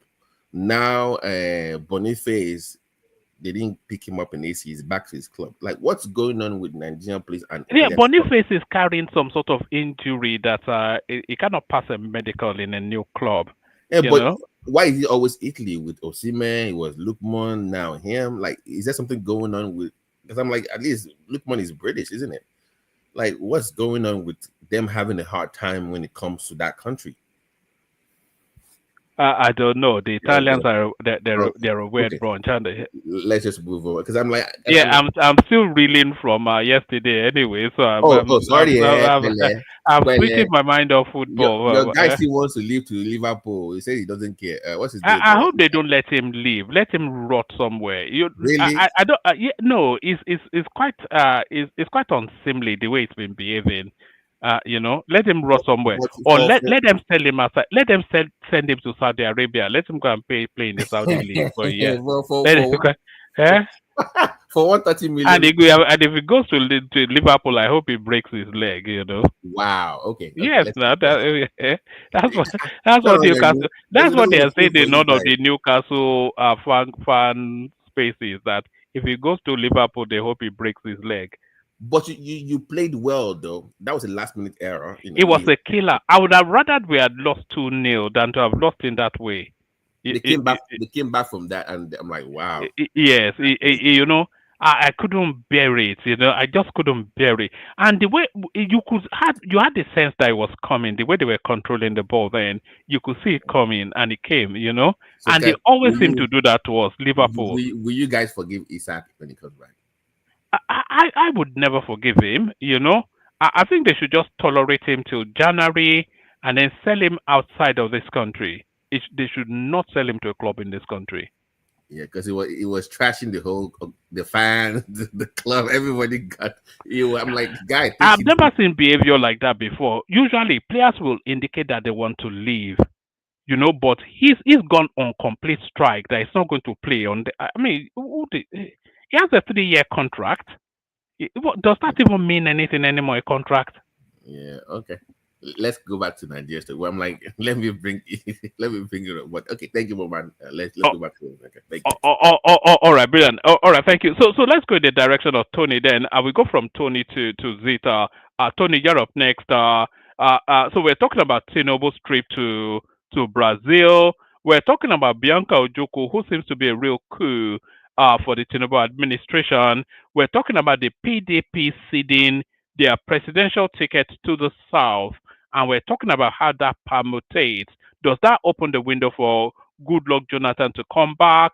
We're talking about Kemi Badenoch sinking further and further into the quicksand of the British politics.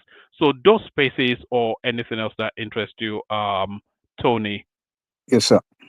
Thank you, sir. Salah, Awadi. I did hail you. I hail you well because you was able to colonize or conquered all these Egba people. You know what I'm saying? Apart from Ajani Koko, who is a very great guy.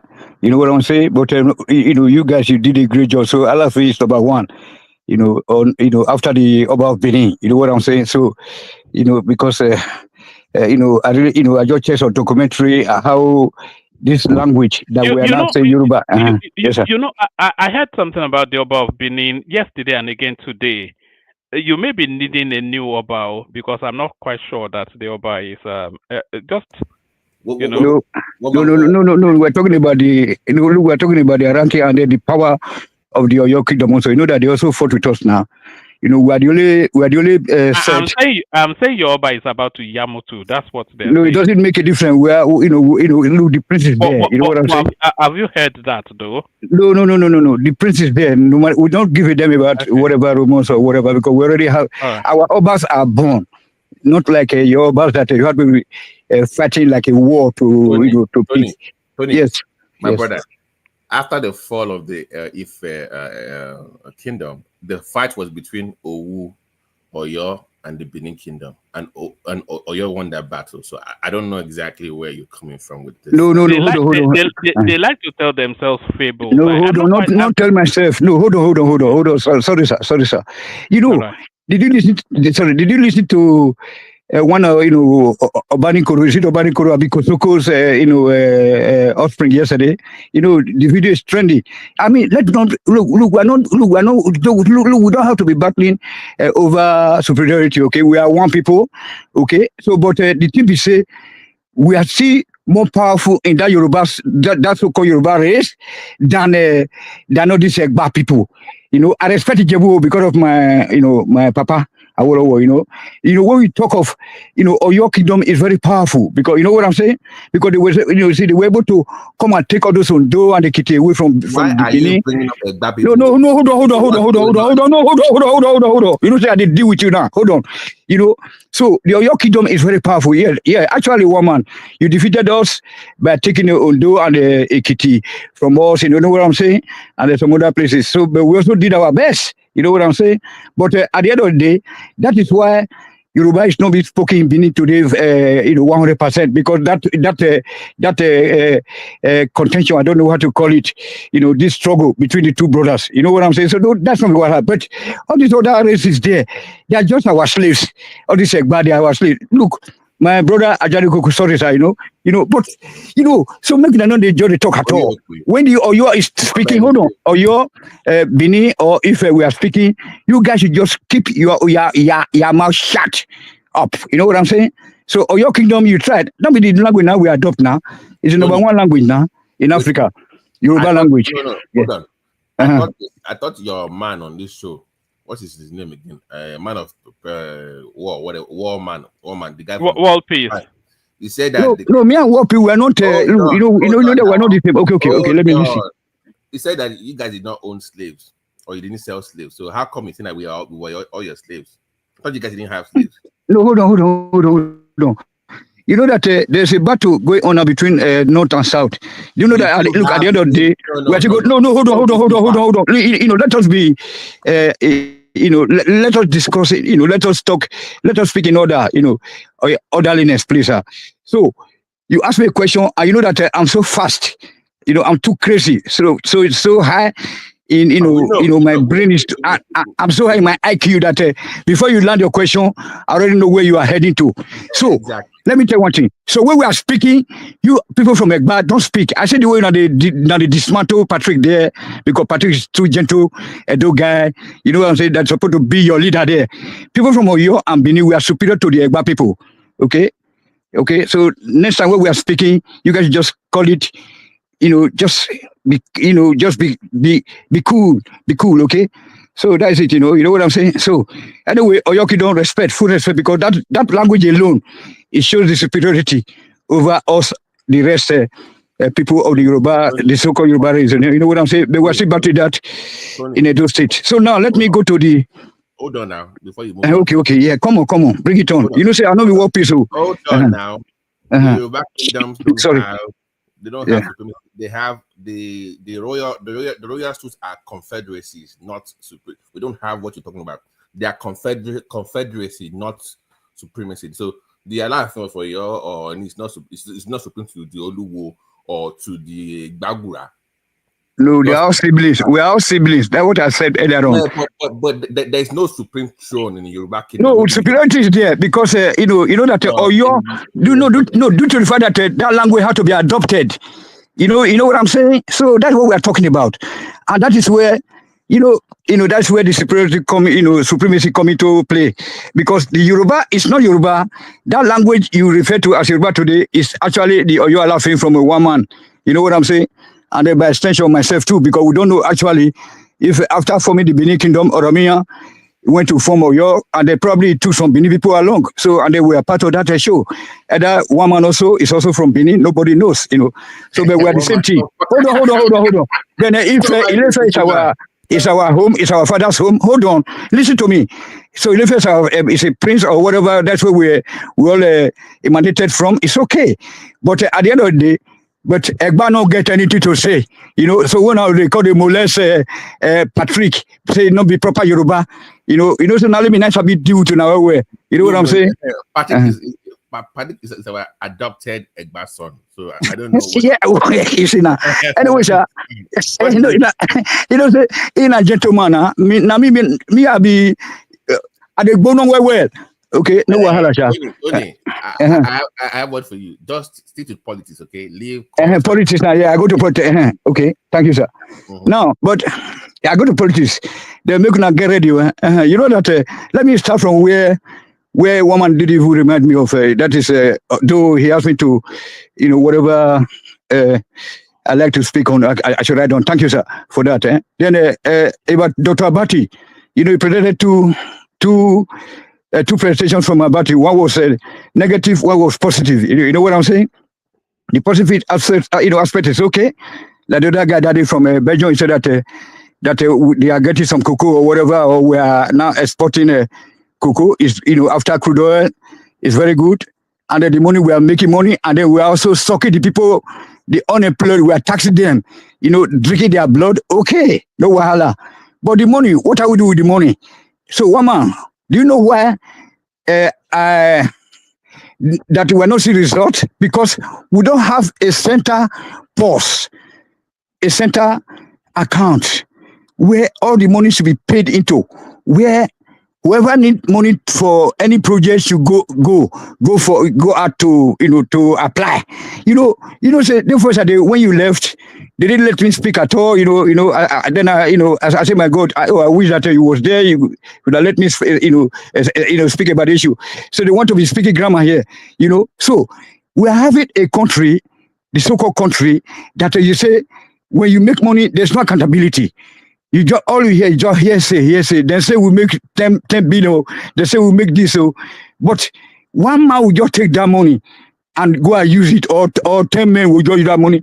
No accountability, no nothing, and all now with immunity and impunity. But in a normal sense society, you don't have to be giving the legislators constituency project money, for instance. Also, you must have a center account or post. You know what I'm saying? That when you put all this money into, then if Tinubu as a president want to execute any project, we send his ministers there. They bring their project plan or their whatever they call it. Then they will not say, okay, this is what I want to do. Then somebody have to be responsible in dishing out those money. You know what I'm saying? So that is what is missing in our system. That is why you see all this impunity and immunity is just the order of the day. That at the end of the day, just nothing. And at the end of the day, also, you see, the people that comes here, some of them, and in other platform, those cargoes, all those gedu people, those log of trees, when he went to school, they are like my uncles who benefited from the Nigeria system when the system was working fine. They go to university after graduation, they got their BITO, or if they perform well, then they get 504 or 404, SRO.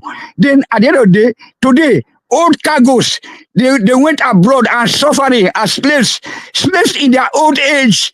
They will come here and be talking trash, say that they speak English, grammar. You know what I'm saying? That's why the system not working. So I wish that we are all speaking with one voice. That Mr. Tinubu, please, you say you're the president right now. We're in abroad. We are suffering. We are working for the white people. The money we are working here, they are taking it all back from us one way or the other. Please do the right thing. But so that they will be having change of heart. But instead, these stupid people, under the pretense of trying to support one of our own, out of stupidity, they will be defending the indefensible. So that's why the country is not good. Not only Nigeria, all Africa is useless. African people, they don't have sense. At the end of the day, why can't we have good hospitals in the country? Or why can't we have a kind of social security system that will cater for everybody, all and sundry, so that when the ministers retires, they will go to the same hospital, free of charge. They have their, when they got their pension, they get some houses to stay or to pay for it. Why can't we work towards that? Why should it be that once I'm a president or I'm a minister or I'm a local government chairman, I have to steal all the home money to be building houses like a Mefiele, building 700 bungalows or whatever he called it, and that person is not facing the China punishment, the Chinese punishment. So that's what we are saying, woman. You see, I just the wrong one. And the wrong crazy when I see the way people come here sometimes or in other platform try to defend the indefensible. You know what I'm saying? And at the end of the day, that the government will think that they are doing the right thing. So why? You have the money. Okay, woman, you already got what I'm saying. So what I'm trying to ask that day, because most of them say that they are professors in abroad right now. They went to universities, Polytechnic or whatever. They did their IT. industrial attachment, and then in that same firm where they did all this, they know how they have in every company they have general manager, the directors, the chairman of the company don't have any right to even to the boss of that company. The accountant is there, the auditors are there that check everything at the end of the year. What the hell is going on, woman? So I don't know where to start to. That's it for that one, sir. You don't know where to start. You've been talking for 20 minutes. All right. Do you want to give us a very a little flavor on Kemi Badenoch, and then we go on to Zita? Or yes. did you see the clip of a guy called General Gentle shooting up people? Did you see that? That thing, I couldn't watch it. It's so painful. That was I don't know, somewhere in the southeast. Yes. Somebody just sent it to me now. Yeah, that's also brought me on to this issue of common basic security that is lacking in our area. So I don't have to blame them because it's survival of the fittest. I've already described the situation that we have in Nigeria. So don't blame anybody, woman. So blame the lack of government in the in the country. There's no government in the country. You see now, if there's government, there will be light, power, supply will be there. It's very easy. Thomas is there. He knows how it's being run. I'm telling you. If we have a government in Nigeria, like, assuming you are a president today, I know that you will say, okay, let me invite members of my platform. Let us come back to see how we can go to regulate, how to run the things. But in the case of these people, these typical wicked, satanic people that are in Nigeria, they will just capture the system and start to read their families. You know what I'm saying? But I just pray that we don't have all this kind of rolling situation. Because all people, they mix their children, first lady, first governor, first son and daughters, all these yalojas. They will see people throw the way they ground with a rich, hot Ajakuta stone. You know what I'm saying? These people, they are so stupid. Nobody's talking about powers. And then I also heard that you said there was an improvement. There was another video you played, saying that, are you guys hearing me? Are you're hearing me, woman? Yes. So that just landed me now to that video that you played earlier on. Where they were talking about the power supply. That and then you said that if the obedient or other people they listed that they will say that they are paid whatever. Sorry. No. Let me guy, just let him interject you. Don't do just that. a question. Okay. Right on. That video, I've not seen it. Can you play that video, or is that graphic that you can't play it on live show? I can't. You've seen it? No, I've not seen the video. Man. I wish I could send it to you. I'll put it in the comment section. Okay. It's on Instagram. Tony said something about something gentle general or whatever. I've never heard General Gentle. I'll put it in the private chat. So you can click on it there. I want you. I also have it on WhatsApp. I have it also on WhatsApp. I can send to you, woman. No, I've seen it. I've seen it just now, but okay. Thank you. Yeah. Yes. Thank you, sir. So can I continue now, Babaji? Yeah. Carry on. So, just for a short moment, thank you. Yeah, like that video you showed that about that guy that was said that there's not constant power supply in Nigeria, but there was nothing to back it up. I mean, like we're talking of, a corresponding examples of power infrastructure that have been built, like a Jonathan time. All this gas turbine station in Egbin, in Benin, in this and all those rest, we are not seeing such projects on ground completed that we can say that is responsible for this regular or little bit improvement in power supply. So that means they are just fooling us. That's what I'm saying. So somebody this is what we are talking about. That's an example of that guy now. If that guy is living in Nigeria, it's an example of those people that I described earlier on. Some of them will not be all the people in abroad who you are a great man, Then Chioma is the most intelligent here. Then don't forget Doopsy. When you are nominating anybody here, you have to know. So don't forget Doopsy. There's also Victoria here. Once upon a time, we have another very intelligent girl called Temini. Temini. You remember that girl? No, you remember that girl? No, she's she's kind of handicapped, but so intelligent. You know what I'm saying? Remember? Okay, Temini. You need to check your record, okay? You will see her. Temini. So woman, so there is no this in there, nothing like nothing on ground to show that to be responsible for that power improvement or power supply improvement or whatever. I don't know what to improvement in power supply.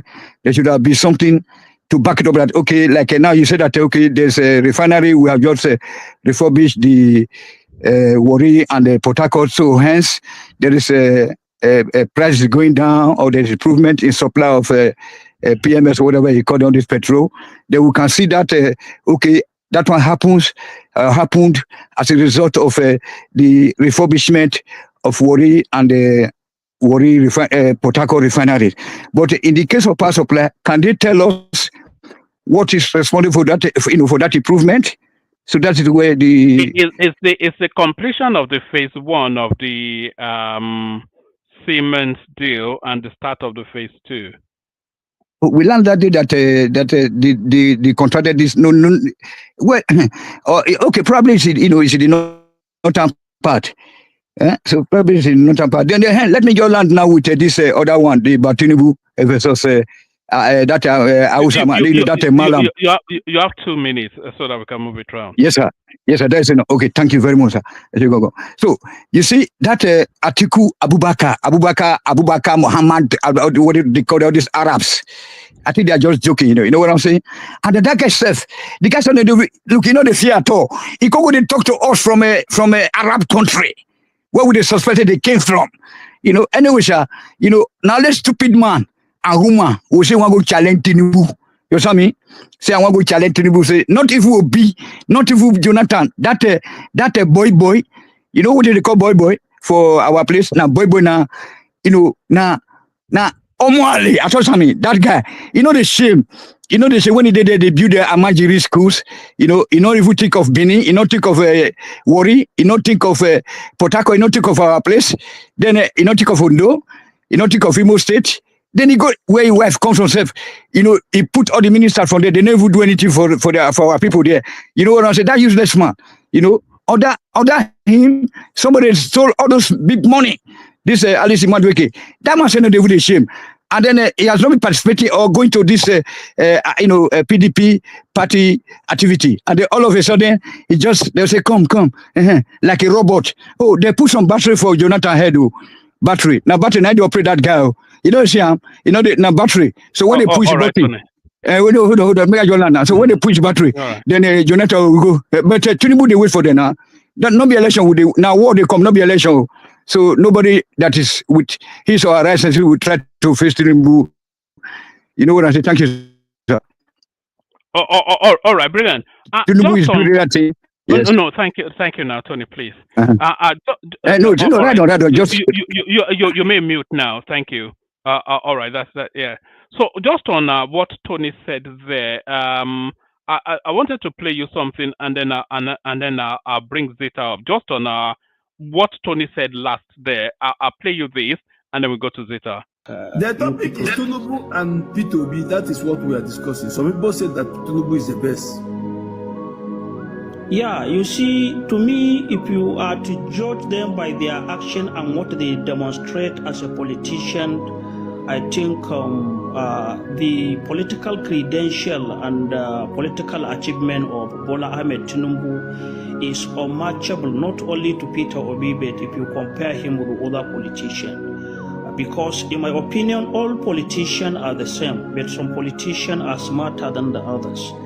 And due to his smartness, understanding the law of power, being a very good student of politics, get his own way to become the president of Nigeria, which he told Nigerians it is his long-time ambition. So, to me, they both contested an election in 2023.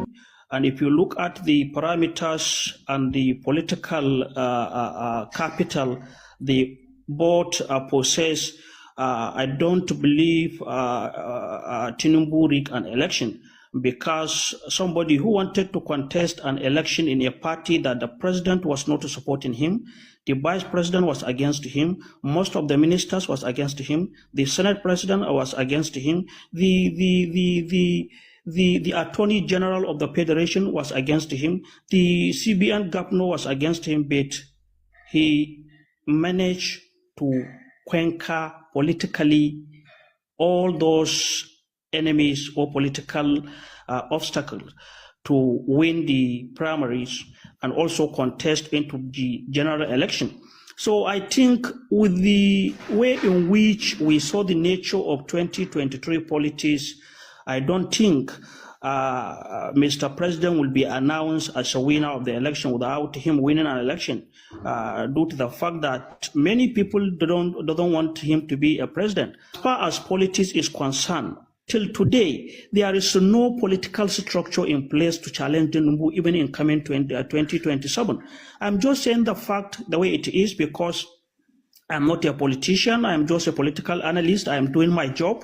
And from what we've seen on the ground, from this political hig-haga, the orchestracy and political maneuverability being played by the so-called opposition figures, they don't have structures in place to challenge Tinubu. For example, if you take Atiku Abubakar has been contesting to be Nigerian president, and without him coming out using his own money to buy those spiritual or religious leaders in the north to campaign for him, Atiku does not have the political dexterity to even win a governorship election in his own state. And if you look at Peter Obi, yes, Peter Obi has what we call political organic followers. But what Peter Obi lacks is political foot soldiers. Because with the way and manner in which Obedient portray themselves, they are highly sophisticated when it comes to digital media. They are highly sophisticated when it comes to propaganda, orchestracy, and other political maneuverabilities. But the problem is that they fail to convince Peter Obi to play politics the way politics it is. Whether you like it or not, go and revisit the 2023 presidential election result. You will see those states won by Peter Obi are states that is being derived by what we call geographic, religious, and ethnic bias politics. If you look at the state won by Atiku Abubakar, it is all the same. But when you look at Bola Ahmed Tinubu got his vote mostly, over 5 million votes come from northern Nigeria. And northern Nigeria, mostly Yorubas? The answer is no. Why did he got over 5 million votes from northern Nigeria? Because he understands how to play politics, and he played politics just the way it is. So whether you like him or not, as far as the opposition figures, which Peter Obi is one of the prominent opposition figures in Nigeria, fail to play politics the way it is, then definitely even in the coming 2027 general election, they are not standing any chance to win against the incumbent president like Bola Ahmed Tinubu. He is a smart politician. I disagree with his policy. I've been affected by his poor policies, but the truth is that. So that's a voice from the north right there, somewhere in the interspace, telling us what we always say here. So Zita, you're up next. Zita, floor is yours. All right, then we go to Prince Daddy. Prince. Is Thomas there? All right, yeah.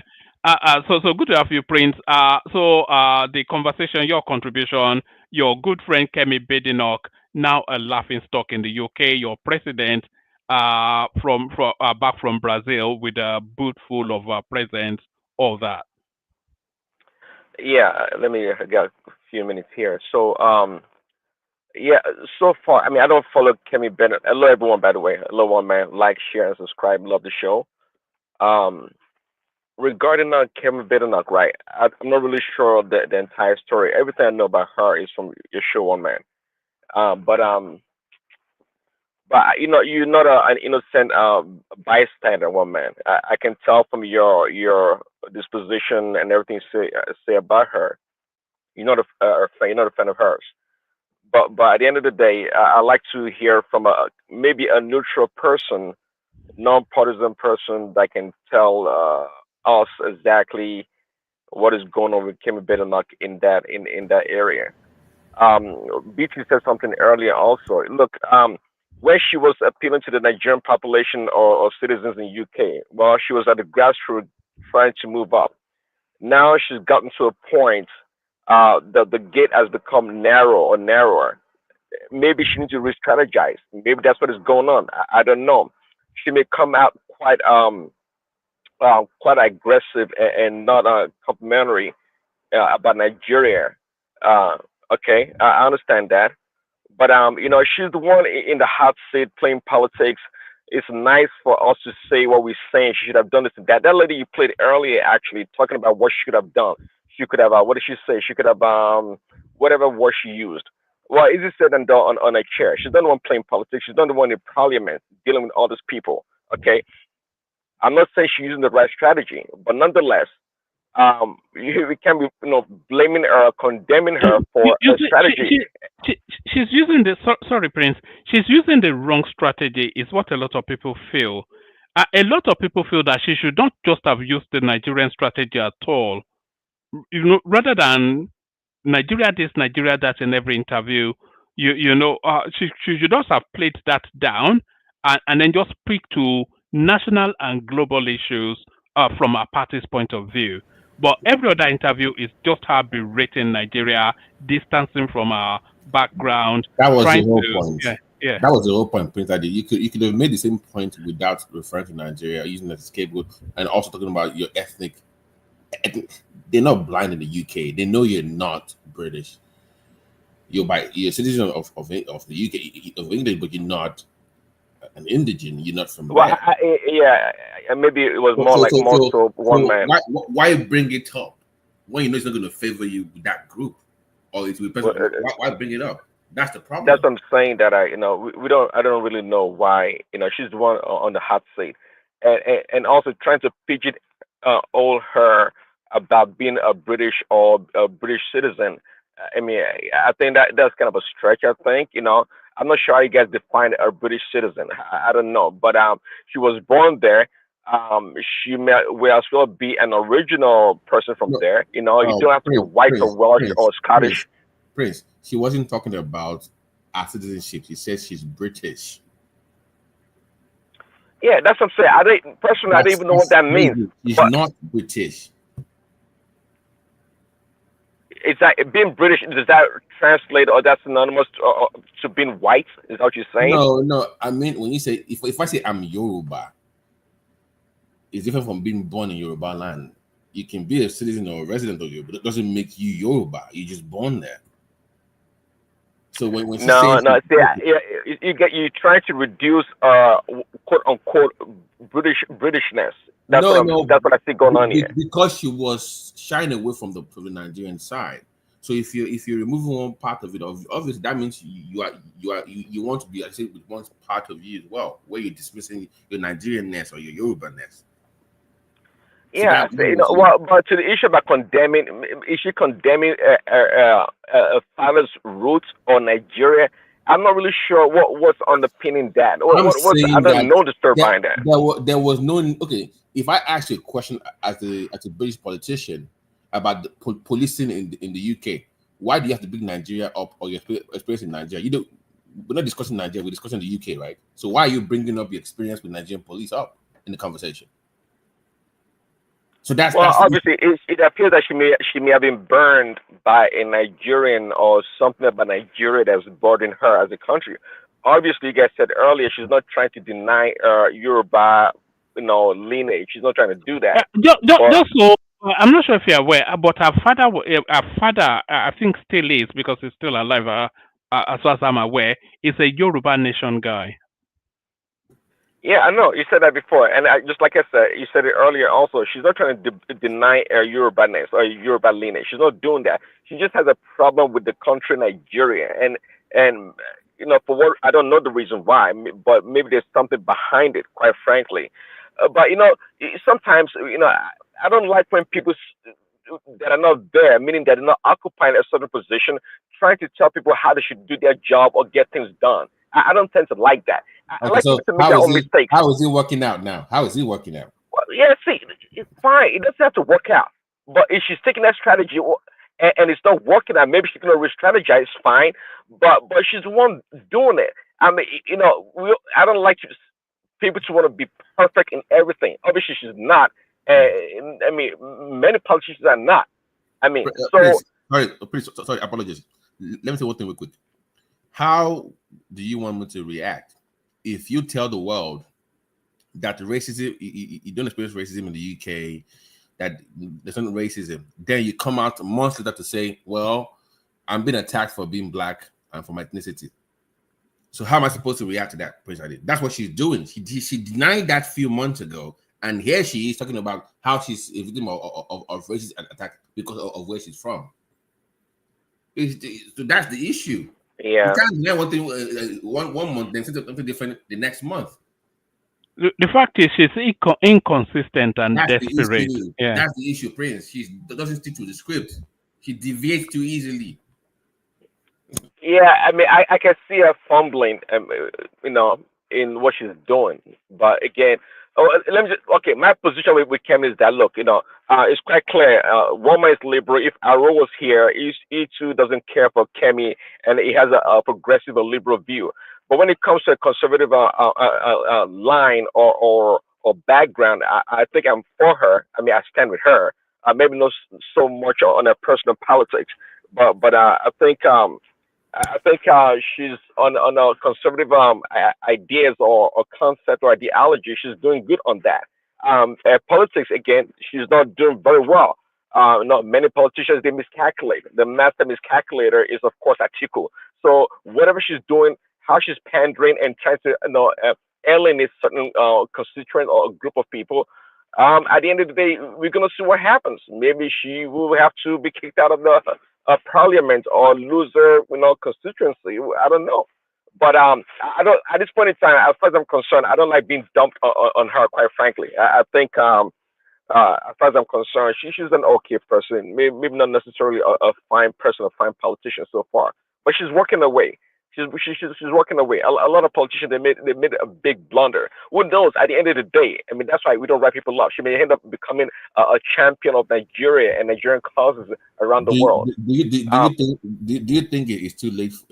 Forget Nigeria for a second, but within that British politics, do you think it's too late for her, or is there still hope for her to become prime minister? Me, I have a mentality of never say never. I'm never going to say it's too late. Although I don't know much about chances in politics, right? One thing can catapult you, or one pivotal, events can change your course of politicking, and anything can happen. So I don't know. I can't answer that question. Do you know the best prime minister we've had in this country? At least the top three. You go, yes. Okay. Do you know why he lost the election? Color of his skin. Color of his skin. So Kemi Badenoch, even with at the best of times, she didn't stand a chance anyway. But the way she's playing politics now, she stands zero chance. There's absolutely no possibility. No, if Sunak was not, visibly, aesthetically Indian, I can see my own Kurukuru eyes. That guy was very British to the core, as far as I'm concerned. He was so British. Even more British, certainly more British than Kemi, but even more British than the average English Brit. Right. He's as British as you can possibly be, apart from being Indian. Exactly. So that guy, it really, really represented you guys very well. But if it's true, I don't know. I'm just taking your word that it's color of the skin because I heard you said that before. I don't know, so I'm assuming you're right. But I don't know if that was the reason why it lost. But anyways, Tinubu in Brazil, not a fan of Lula da Silva. Is a corrupt politician, and to the core, is a corrupt guy. But it don't matter. If he's willing to partner with Nigeria, with Tinubu, and do wonderful things, that'll be great. Brazil has a lot of benefit, quite frankly. Yeah, in the area of livestock you mentioned, even agriculture, I think we can go a long way partnering with Brazil. I think it's great. It is great. And to your analysis earlier about Tinubu saying that hey, corruption is, I didn't think he says is no more. but corruption, at least in terms of what you call it, the fuel subsidy and some other the foreign exchange, looting that went on in that country. I think you can say corruption is really has been curbed greatly, actually. Of course, generally it's corruption, of course, but I think in that regards to Tinubu's statement, that may be true in a lot of ways. So that is great. That is really really good. Um, yeah, if he says he's been to Brazil, this is his third time, first official visit, which is great. And I think we can do a whole lot more. Brazil manufactures weapons. They are into automobile when it comes to uh, what do you call it? Iron. Actually, they We have a we, certain. we also buy their airplanes. They're the third biggest in the world. So they manufacture airplanes. Wow. Yeah. So Wow. yeah. Okay. Yeah. So Brazil has actually been a BRICS country. Also, is quite strategic for Nigeria, being I guess non Western country. Yeah, Brazil it has its own challenges, of course, like every other place. There's no other place, but Brazil has a lot of benefit actually. If Nigeria is able to really strategize and form a real genuine partnership with Brazil, I think one we can do very, very well, very, very well actually. And I hope that really pans out with Tinubu. Yeah, Tinubu, as far as I'm concerned, is been wonderful. Unlike a lot of people like Patoski and Kolata that panic after 6 months in power, they're not seeing everything turn around 180 degrees and like start pointing finger, oh, bad minister, this and that. I thought that was a joke, anyways. I don't know who turns around the government, especially one of that of Nigeria that be so entrenched in corruption and all cesspool of you name it. So I think Tinubu, I've always said it, quite frankly, for anything to be of concrete a manifestation in his government, it needs one full term and maybe 2 years or halfway in the second term. Then Nigerians can actually see, oh yeah, a solid foundation about his plan. That's more realistic than worry about some damn ministers that are not performing in 3 or 6 months and we want to lose our heads. I thought that was just ridiculous. So far, he's doing well. I'm not the one to point fingers at those people shouting they being power and all these things. It's a reality. It doesn't matter how great his master plans are. If people don't have food on the table, yes, I can generally see the anger and frustration. It is a reality, and it is legitimate concern, and that's why we don't discount people's concerns at any level. You just try to manage it as much as possible. That's what a good government would do. And Tinubu is doing very well. I think so far he's doing very well. He knows what he wants to do. Is a visionary. Absolutely. It came at the right time for that country. It did. It really did. And for sure, his second term, I hope he wins his second term because that will make a big difference, really. That's how we're going to see his signature on that country and the progress of that country, quite frankly. And no one knows more about the power dynamics in Nigeria than Tinubu. He knows it very well. That's why he's a patient guy. Please, Daddy. How are you, my brother? Long time. How are you? Hey, it's Thomas. How you doing? How you doing? I did, my brother. I just want to ask you this question, please, because you're talking about Tinubu now. Current, a normal Nigeria on the street, female, male, old, women, just everybody, their reaction towards Tinubu government and he coming back 2027. If we base that on the next election, I think Tinubu will lose that election. The reaction of common man on the street. So if there is an alternative, like, at what they did to Jonathan the other time, unless they use the strong or the police, the high neck, common. Are you on TikTok? You listen to interviews of people are not happy with it. If we base that, it should lose that, it may lose that election. Yeah, I'm just asking you, what do you think about that? Oh, thank you. Yes. Thanks, Thomas. Well, we've heard it said by Shegun Showumi, right, on your show, One Man, and at the end of the day, it's structure that wins the election in a place like Nigeria, and it's quite evident. There's no doubt about it. people can be saying all those things. I mean, of course, most things are exponentially blown on the internet. So I don't know about that. But is Tinubu is not going to lose this coming election, especially with a four-way party, people, four-way, what you call it, parties running. Is not going to lose the election. Again, structure is what wins in that country, and the people, the agents, the polling agents are extremely instrumental in the final count of the numbers. And now, I said it before, and I think somebody said Tinubu is written a book before. But I love him to write a book about this past election, because we from the outside don't know how much insurmountable opposition this man had. We know very well Buhari was against it. There's no doubt about that. That's almost incontrovertible. And that's why people like Buhari jump ship and these other things that happen. At the end of the day, this man won the damn election. I mean, you gotta give this guy credit. Now he has all the apparatus of the state. I don't see this guy winning. And anyone that's going to beat Tinubu, just like I said earlier, must win by a large, wide margin. And that's not going to happen. Nobody's going to beat Tinubu with 200,000 or 500,000 votes. It's not going to happen. So Atiku's chances are to me, is close to zero right now. If he runs, and yeah. So the concern that people are complaining on the internet, this and that. Nah, come on. Guys, have a couple more years to go. Come close to the election, you're gonna see money, plenty on the streets. Money is gonna plenty. My prince. Can you give me 3 seconds? Tony, my prince. Tony, hold on. No, my prince. Please, can you give me 3 seconds, my brother? I beg. Let Babati land. Then you come. Hold on. Okay. Just what he said. Okay, be quick. Hold on. To Thomas' point, just a question again to Thomas and you, because he said people are suffering on the street.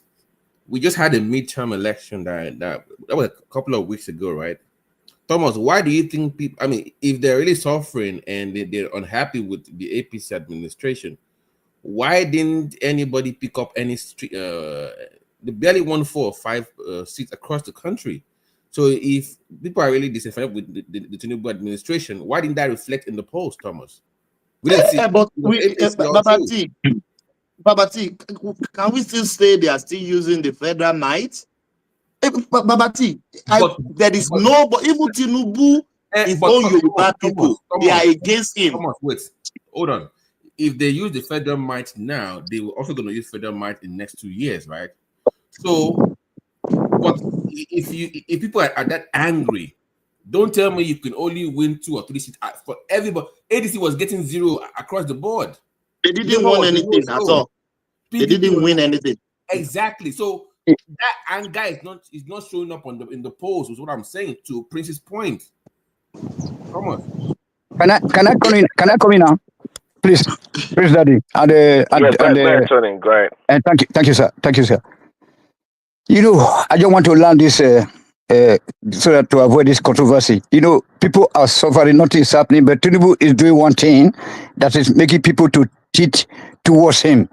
This North and South dialogue, my agenda here.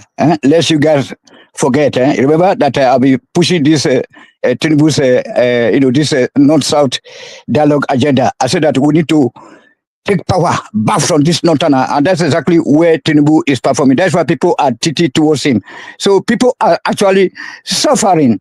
There's nothing happening in the system, because when you are telling people that, like Dr. Bati said just now, your father get money for bank, people they hungry for house. So don't worry, in 10 years time, people don't die finish, people don't buy finish. So the TV said, now rigging, now everything, and then I support them to rig, because I want to make you become dictator. If you can be able to restore, I'm happy to see that if you can be able to restructure the country or divide the country, or do a republic. That's it, sir. Thank you. All right, thanks. So to wrap it up, please, Daddy, sorry. Please, Daddy, yeah. You hear what Babati said now?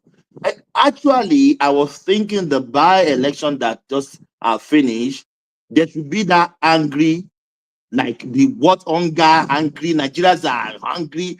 Even if they see Tinubu physically, if they allow them, they can even lynch him, but it doesn't show on the it doesn't show on the election as well. So I don't know. They are still using the federal might for the election as well, because it doesn't show. But Thomas, My brother, in Edo, Thomas, now so it just happen. They don't let other people vote at all. They just write the result. Thank you. Now Berus for everywhere. Yeah, Baba, please, Daddy, respond to that, because it doesn't correlate with all their shouting, you are suffering, we go to kick him out. It doesn't show in the last election. It doesn't. Yeah, just like again, it comes down to the Their structure. vote doesn't count. Their vote doesn't Structure count, is Thomas. solid, and also let's listen. go on, please.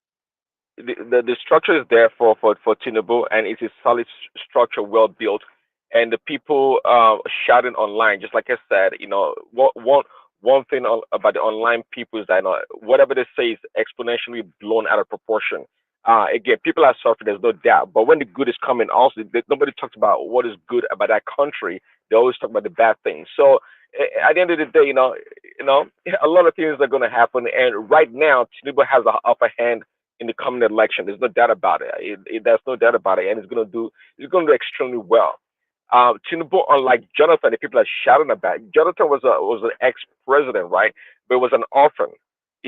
Jonathan is an orphan in Nigerian politics. Is we can literally say is nobody. He's nobody really. But Tinubu, that's not the case. Tinubu is a party person, but he has a solid foundation, and he is the party. At the end of the day, Tinubu is the party himself. Of course, people have to vote and choose their flag bearers, but Tinubu is the party himself. Unlike Jonathan, that the Northerners can tell what to do or push it left and right, they can't do that to Tinubu. The man has his tentacles in that country widespread. He's a solid Nigerian, a solid politician, and he knows what he's doing. Those tentacles will be tested in this cycle, though. You know, because Tony was saying just then, is somewhat dismantling the power structures of the North, which sustains their hegemony. So, and they cannot afford another 4 years of him. So, and he got 5 million votes from the North, by the way, which padded out that's really where he won. But that's going to be tested now. So we'll see how that plays out. Yeah, woman. Yeah, but Tinubu, it's beyond that. His strategy to decolonize or to break the hegemony in the country, it's quite apparent for those paying attention. But here's the thing, though. At the end of the day, one man, that same strategy becomes a really, really solid bargaining chip. Is it not the case? I said it earlier. Now, if it guarantees to the Northerners, hey guys, the power is going back to you guys, and it's not only going back to you guys, it's going back to the Northwest. Game over. What is there to talk about? Game over. So that same thing that we tested is the same tool Tinubu can turn around and use it as a carrot stick or a bait for the same people. The guy, we gotta give it to this guy. The guy is just super smart. To me, as far as I'm concerned, man, I'm telling you, the guy is a political genius. In that Nigeria, apart from War, can I ask a question? Yeah. Do you think Tinubu, like in his quest to end this hegemony in Nigeria, do you think that, will you be surprised if come 31 he finds an Hausa man in the north and hands over to him instead of a Fulani? Would you be surprised if he does that and bypasses the? No, I won't be surprised. That's what I'm saying. I won't be. His first preference would probably be a Canary person, then a Hausa person, actually. But again, at the end of the day, it all depends on how things pan out. If he has to use that Fulani candidate as a bargaining chip, it will do that. It will have to do it. You have to settle for it. But at this point in time, he thinks he still has an edge in the whole thing, in the whole play. So he's playing his game. He's a very patient guy. He's a smart guy. He's a real political strategist. The guy is brilliant, man. The guy's smart. So that's just the game for Tinubu, and he's so far so good for him. He knows when the next move on the chessboard needs to be done, and is going to do that at the appropriate time. One man, I think I'm good on that. Thank you. All right, brilliant, excellent. Stay with us. Zita is up next. I'm not sure if we have Zita fully. If Zita is not there, then Thomas. If Thomas is not there, then Remy. So Zita, you're up next. Zita. All right, Thomas. Then are you there, Thomas? All right, we go with Remy then. So Remy, I'm not quite sure how deep you are into the conversation, but the floor is yours. Okay, can you hear me? Perfectly. Carry on. Okay. Good morning, everybody from here. Good morning to you. I think Prince Daddy have said it all, and from the permutation I'm looking in my hand, I think the guy know what he's doing, and I think the next president after 2031 will either go to North Central or maybe probably the Northeast. And the major problem you guys are seeing in the North is because of the Fulani still fighting hard, thinking that if they cannot get it now because they are not so sure that the power will go to them in 2031.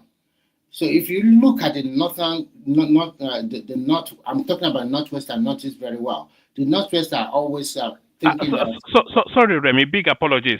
I'm going to go to the background. You coordinate the conversation amongst yourself, and then I'll let people in and out. So thank everyone. See you tomorrow. So coordinate the conversation amongst yourself. So so let me continue. So I think Remy's it's about host for tonight, right? Remy the host. No, you are the host. Okay, what I'm trying to say is that the Northwest always feel entitled. The Northeast also sometimes, but they think that in the all the entire three regions of the northern state, the Northwest always think they are the one controlling the level, and I think this man already knows their strengths and also their depth and also their weaknesses. So he's going to use it against them. If you see the way he's ruling using it as he continues to consolidate on his political base and power. He also continues to work hard on economic angle of Nigeria. Can you believe that we can get a flight directly from Lagos to Brazil now through AirP, 7 hours direct flight. But before you have to go through America or Canada or whatever, before you go to Brazil.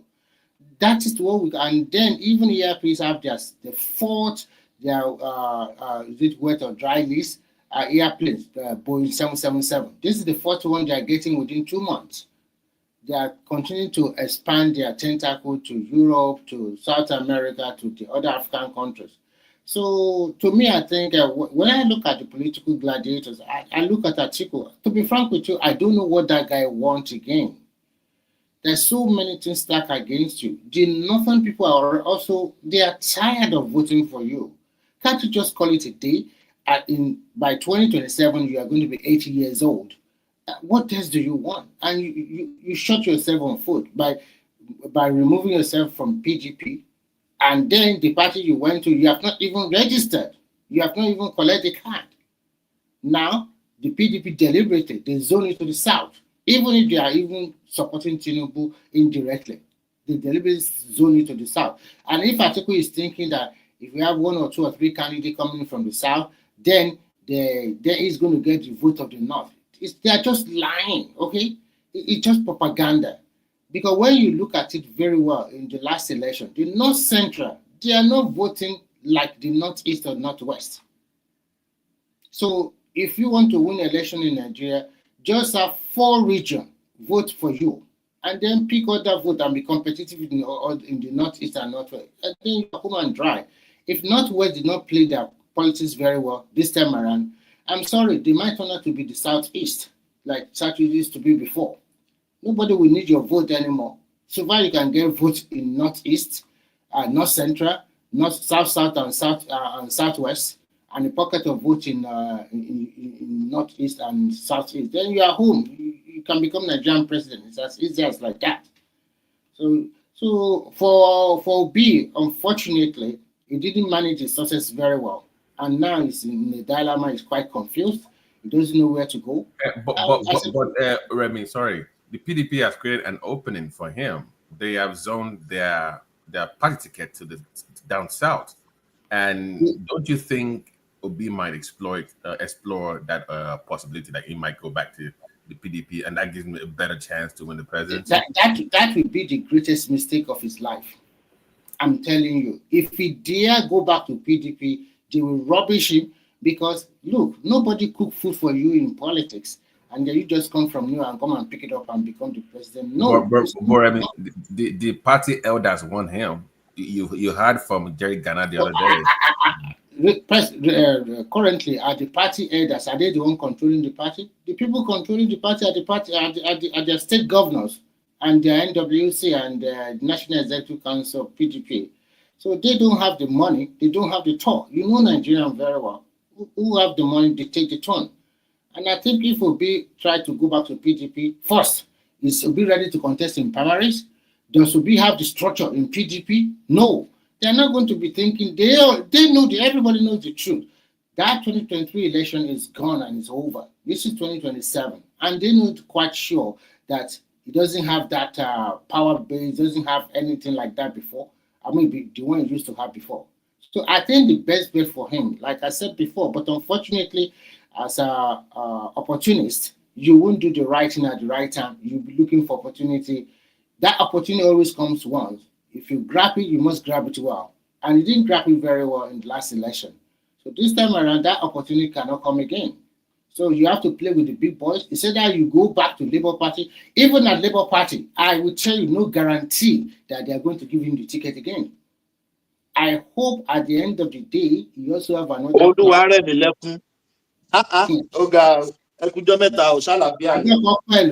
We always ask of you, but we are told that you are extremely busy cashing out the dollars in Australia. I know. My shift came to morning shift. And you know, when we wake up is when one man started. Yeah. Immediately I'm clocking at work. That's when one man already starts. So that's why keep me out of it. I always but not able to come in. I'm off today. I said let me just come in. Yeah, I miss everybody.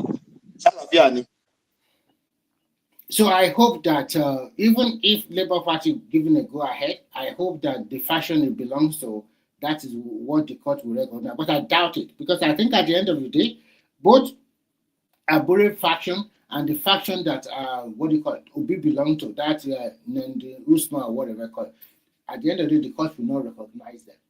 I think they might tell them. There's a chance that Peter Obi might not be on the ballot in 20 Yeah, there is a big chance he might not be on the way he's playing his politics. Unless he has another party in Toronto, to probably and Remy, and he's not a smart man, so you know he's a smart man. He could have still keep that momentum in helping. He may not win the election. He may not win the election. That momentum too cannot sustain it now. The religion vote is no more there. Muslims is no more there. There's nothing like a big protest like NSAS. Even there's a big protest in Nigeria now. Do you think they were supporting like before? No. A lot of people, it's a lot of propaganda during that time. And those people that did that work, they did a wonderful job by propagandizing for him. And then with also the way the tail end of Buhari, a lot of Nigerians were fed up. They don't want anything APC. And the APC was not even a united front. A lot of the big wigs that belongs to Buhari camp or that, they don't want Tinubu. That is the truth. Do you think if that party is as strong as the one now in 2023, do you think Obi will get that kind of vote? Look at the North. Do you think that people will get that kind of vote? But they deliberately, they don't want to support Tinubu. But because of the structure he has built over the years and the loyalties that some of these guys have, to him, that is why he was able to be competitive. How many people I was asking a question before you came. I don't know, maybe you listened. I'm saying with the interview of average Nigerian on the street, how they are rejecting this Tinubu man. Do you think he can win election on a free and fair election? No, the reality on ground is different from the reality online. For those people talking online, I'm not talking about online. No, I know, I understand. It is online. People making all these interviews. Yeah. I understand. Let me land. People making this interview, they are going to the grassroots, like Anselan, like Mama Lata on the street, Mama Lepo on the street, asking the question, Are you going to support this government in the next election? I've never seen one. Even Yoruba people will be say, "Na Tinubu, Yoruba, Yoruba, Yoruba." Nobody want this guy. You mean before the by-election or after the by-election? Before the by-election. Let me. I said, how come they didn't show up to vote in the by-election? It wasn't that anger did not reflect. They are voting the count now. They are voting the count. Let me tell you something. The votes were counted. Let me tell you what is happening in Nigeria today. Before you can rig any election, you must be popular there. And moreover, the way you go about the election, you can trace the vote. It's easy. Forget all those noise that if you lost, then you are rigged out. The reality on the ground is that the state governor of every state, they are the most powerful people in Nigeria, and they dictate the level in every state of Nigeria. So that's how it works. And moreover, the people that will go out to vote on a voting day are mostly 40% party members. Those ones are guaranteed vote for each of the party. Those ones that are very political, most Nigerians sometimes they feel that apathy is there. Some of them will not even go to the polling station to vote. But you can sit them online 24 hours shouting, "We are rigged." You are right with that. People shouting on that doesn't even have PVC. They are not even voting. And some of you them, are right. Yeah. So some of them will I agree with you. Yeah, I agree with you. Remy, can I ask a question? Go ahead. Thank you, sir. I hope that you have a family in Nigeria now. So they would have been telling you what is going on. That's where Thomas is coming out from. You are getting it The wrong. street. No, hold on. In Delta State, hold on. Right now, in Delta State and Edo State, the police are now going after the Fulani headsmen in the forest. They are bringing them. They are rooting them out. That's a very big point. That's a score point right now that we can say, okay, they are lucky Tinubu there. Hold on, sir. Hold on. Let me just learn. So that in the aspect of security in Delta State, we saw the policemen go into the bush to bring all these Fulani out now and arrested them. That has not been happening before. That's a very good point there. Point of argument say that okay, we are supporting him, but on the other hand, people are actually dying. Of hunger in Nigeria. Okay. Is that your question? So that I can round up so that another person. Okay, yeah, that's why I was asking that if you have a family in Nigeria. Thank you. Or are they so rich that they are not feeling the? We will hear your question. Before you respond, why people getting this? People are dying of hunger in Nigeria. I don't know. I don't know why this propaganda of people are dying. How many people have died in Nigeria and they say now hunger killed them? What Remy, go on. Let me respond to you this way. Everybody on this platform, we all have relatives, friends, cousins, so many people still in Nigeria. You cannot be in abroad and take all your extended family to Nigeria. There will be some people, your grandma, your grandpa, that you help one at a time, or people you talk to in Nigeria. I have a father, I have a mother, and two sisters. So everybody asking this kind of question that do you still have a family? I think this question is irrelevant because no matter how you stay in abroad, you still have some of your people that are at home. The most relevant question is what I asked. You didn't give me, you didn't furnish me any good answer. Yeah, people are suffering. But in the area of security, I told you that in Edo and Delta right now, the police, Tinubu now send police to arrest people. We must take people. Tony, that's enough, please. Let people talk, please. You said it right now. Yeah. Thomas, good morning. The shift me changes the money in me. If immediately I clock in at work, that's when one always starts. You people that are working like nurses, how can a grown-up man like you be doing shift for God's sake? No problem. What are you talking about? The only people I know that run shift is the nurses now. I know. I'm just joking. I'm just joking. I work in the health sector. I work in the health sector. Okay. I also work in the health sector. Yes, that is why I work. When you see people online, just back to the question that you asked before. When you see people online, you cannot use what you see online to No, justify what Simba, is don't on get me ground. wrong. I'm Okay. saying people online interviewing people on the street. So I'm not really Let me tell saying you, online. I can choose whoever I want to interview. You understand what I'm saying? Yeah. People, you can, yes, I can choose who I will interview. We can even make it like a skit. You understand what I mean? Yeah, Yes. that is possible. That's possible. I don't agree. So, I agree with you. Yeah. so I just left Nigeria yesterday. I mean, 2 days ago. I spent like 2 months. You understand? Yeah. When you see people abroad, you hear them, Nigerians are dying of hunger, the country is so bad, is this. What I can feel about them is that they are just looking for validation. You understand? It's not as if they care. Those people that says that, it's not as if they care for the people at home. The way they are saying it suits them. You understand? It makes them like, yes, we are more superior. Oh, we are lucky that we are no longer in that country.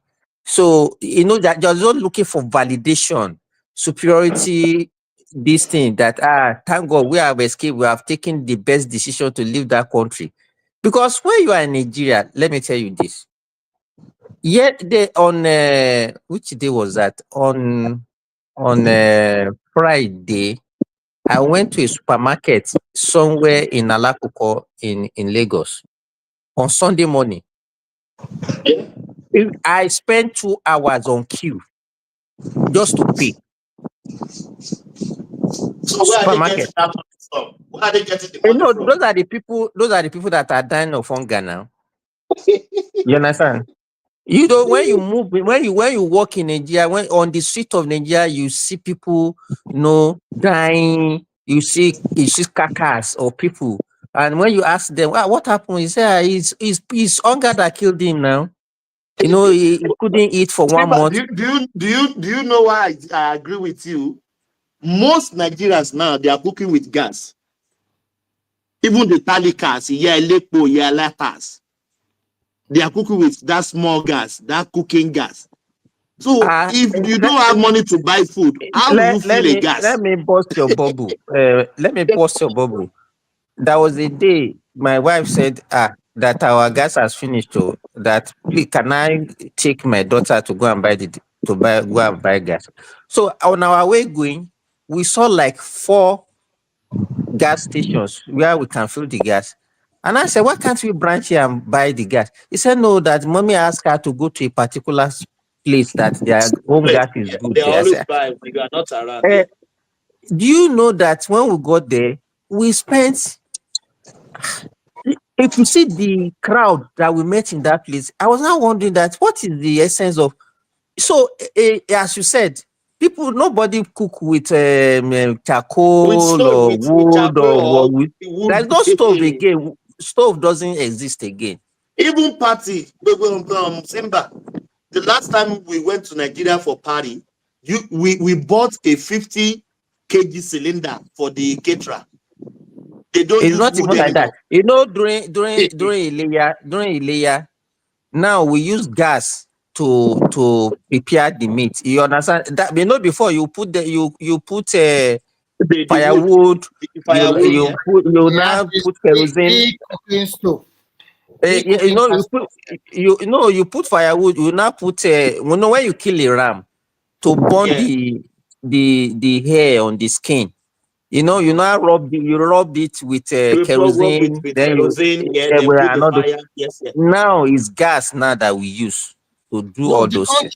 The country have changed a lot. To be frank with you, You understand? The only thing that I see, and quite frankly, is that the purchasing power of people have reduced drastically.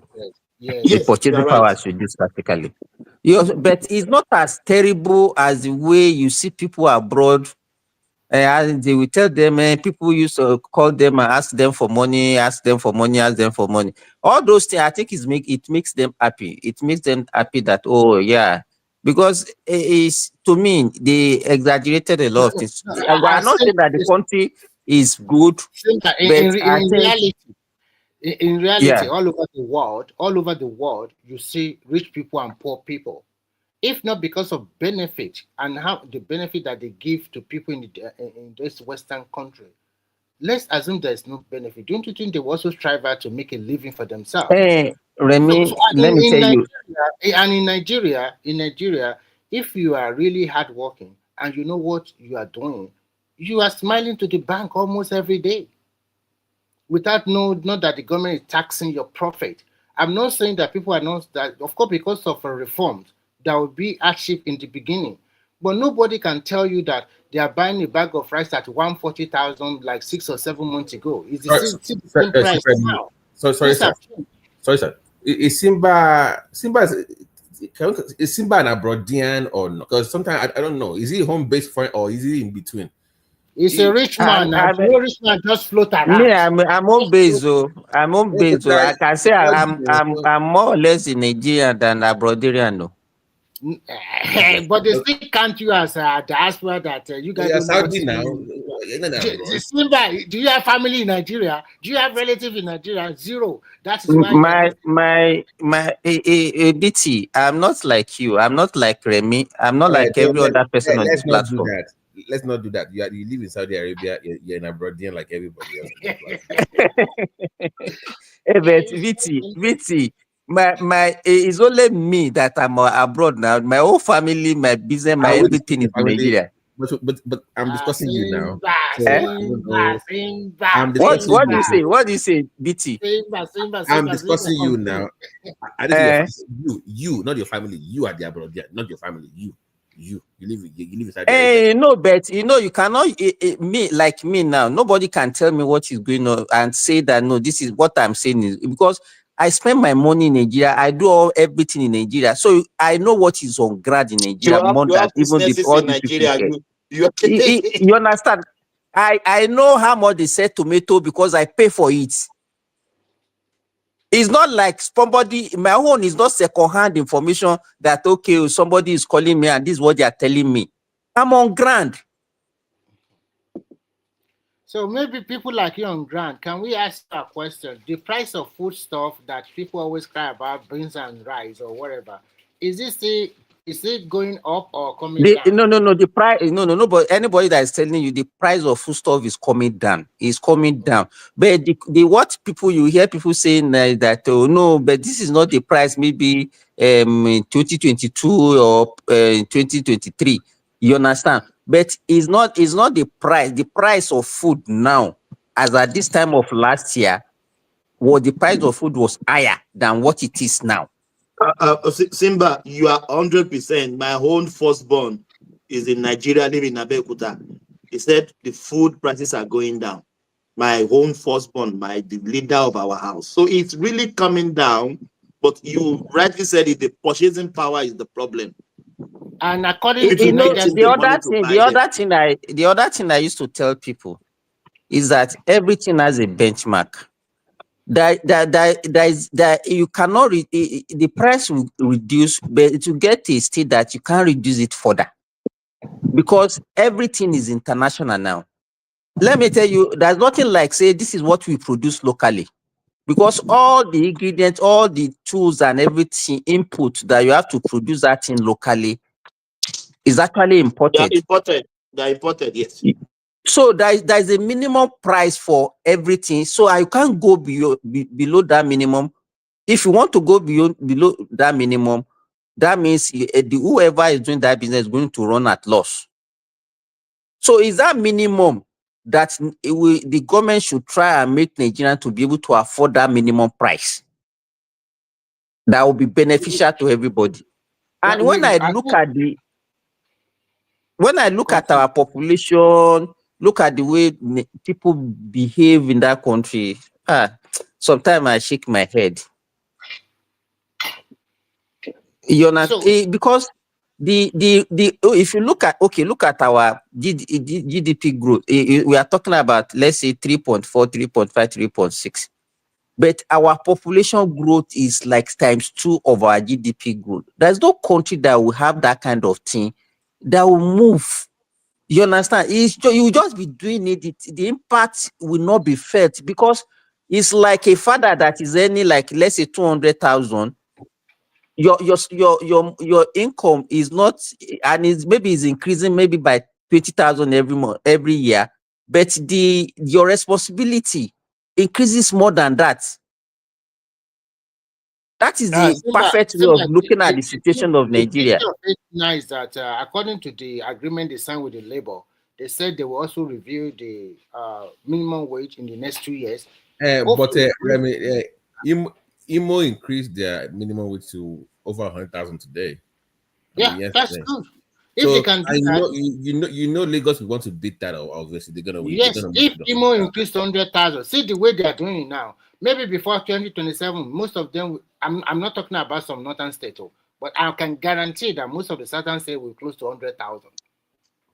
And then we should stop saying all this and that we say, oh, well, if the increase salary is going to cause inflation, it's not going to cause any inflation.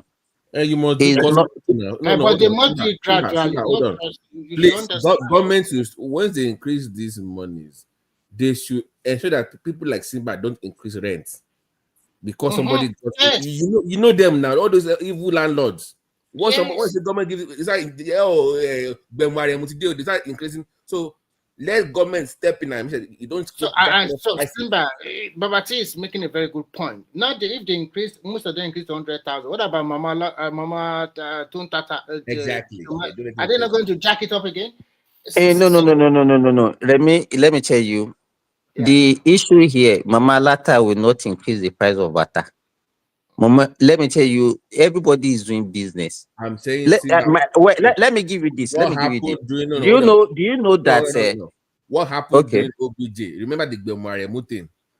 And you know what you land. That is Gef Tinubu coming for everybody. I was in Nigeria. The Gbemware increases the purchasing power of people, and people enjoy. Some people increase their rent because of that. And how much? Let me tell you, only pay rent in Nigeria once in a year now. You understand? You only pay rent once in a year. It's not something that you pay monthly. Let's see. Let us assume that okay, they increase salary to minimum wage to 150,000, and let's say your rent before was let's say 300. Somebody jack it up to 400. It's only an additional 100,000 per year. It doesn't have. No. You can use that money for something else. Is my point. You cannot just. No, you can't use it, but it doesn't have any significant effect. It does. For you, it does not. For the average Nigerian, it does. That's the point. But you cannot use that. What is not the rent that should be concerned is the day-to-day spending of the people that matters. I want to buy this. The cost of transportation, the cost of everything that people spend money on daily is what we should be concerned with. I think what I'm trying to say here is this. There's a lot of reforms they can do in Nigeria, but unfortunately, if you are practicing free market indices, sometimes you cannot control like that. For example, I look at some model like this, like Lagos State, for example. You can now say, okay, if your route is from Ojuelegba to maybe to Maitu or wherever, then you just sell that route to one rich individual that can bring in a kind of big luxurious buses for transportation in that area. So you divide the route to this rich transporter that can bring in good, and they will maintain their vehicle. They just pay a little percentage of their Remy, do you know one of the major things that contributed to the cost of transport, especially in a place like Lagos, is because of the nature of the road. But the road is fairly okay compared. It's not as if the road. It's not as if the road. In fact, Lagos road are not. They are not bad. They are very good. What I'm saying is this: let's say you are doing Agege to probably Oshodi. You understand? Ordinarily, if the roads are free, that you can go and come back, and then you can do like maybe 5 times daily that route. But in a situation whereby you'll be caught up in traffic jam, And instead of doing 5 times in a day, you are able to do only 2 times. So I That think is, then the available option for Lagos State is to continue to build their train lines. You can see people now take the metro. that is the major problem. You understand? You burn most of the fuel, not actually working. But you can't blame Lagos State when every Nigerian, everybody in Nigeria, if they want thinking about Nigerian dream, everybody go to Lagos. You know, it's not even. Let me tell you this, Remy. We are not working in Nigeria, and I'll tell you why I said that we are not working. Why in 21st century? Why are we doing 8 hours work out of 24 hours? Very useless hours. So are you Simba? Are you saying that we should eradicate the monthly salary and put to hourly work? No, it's not. What I'm saying is this. If so, what normally responsible for that traffic jam is everybody move at the same time. Everybody goes to work in the morning and come back in the evening. Everybody goes to the work in the morning and come back in the evening. So introduce shift now. Exactly. That will reduce the congestion. Like if you are working 24 hours, you understand? So everybody will not wake up at the same time, go to work and come back at the same time. Look at the number of hours that we waste in a day, Remy. Just doing, everybody will just go to work. You need security for night to ensure that, and you are losing. I mean, I was talking. What is for the other time? Not even New York, not even New York State, too.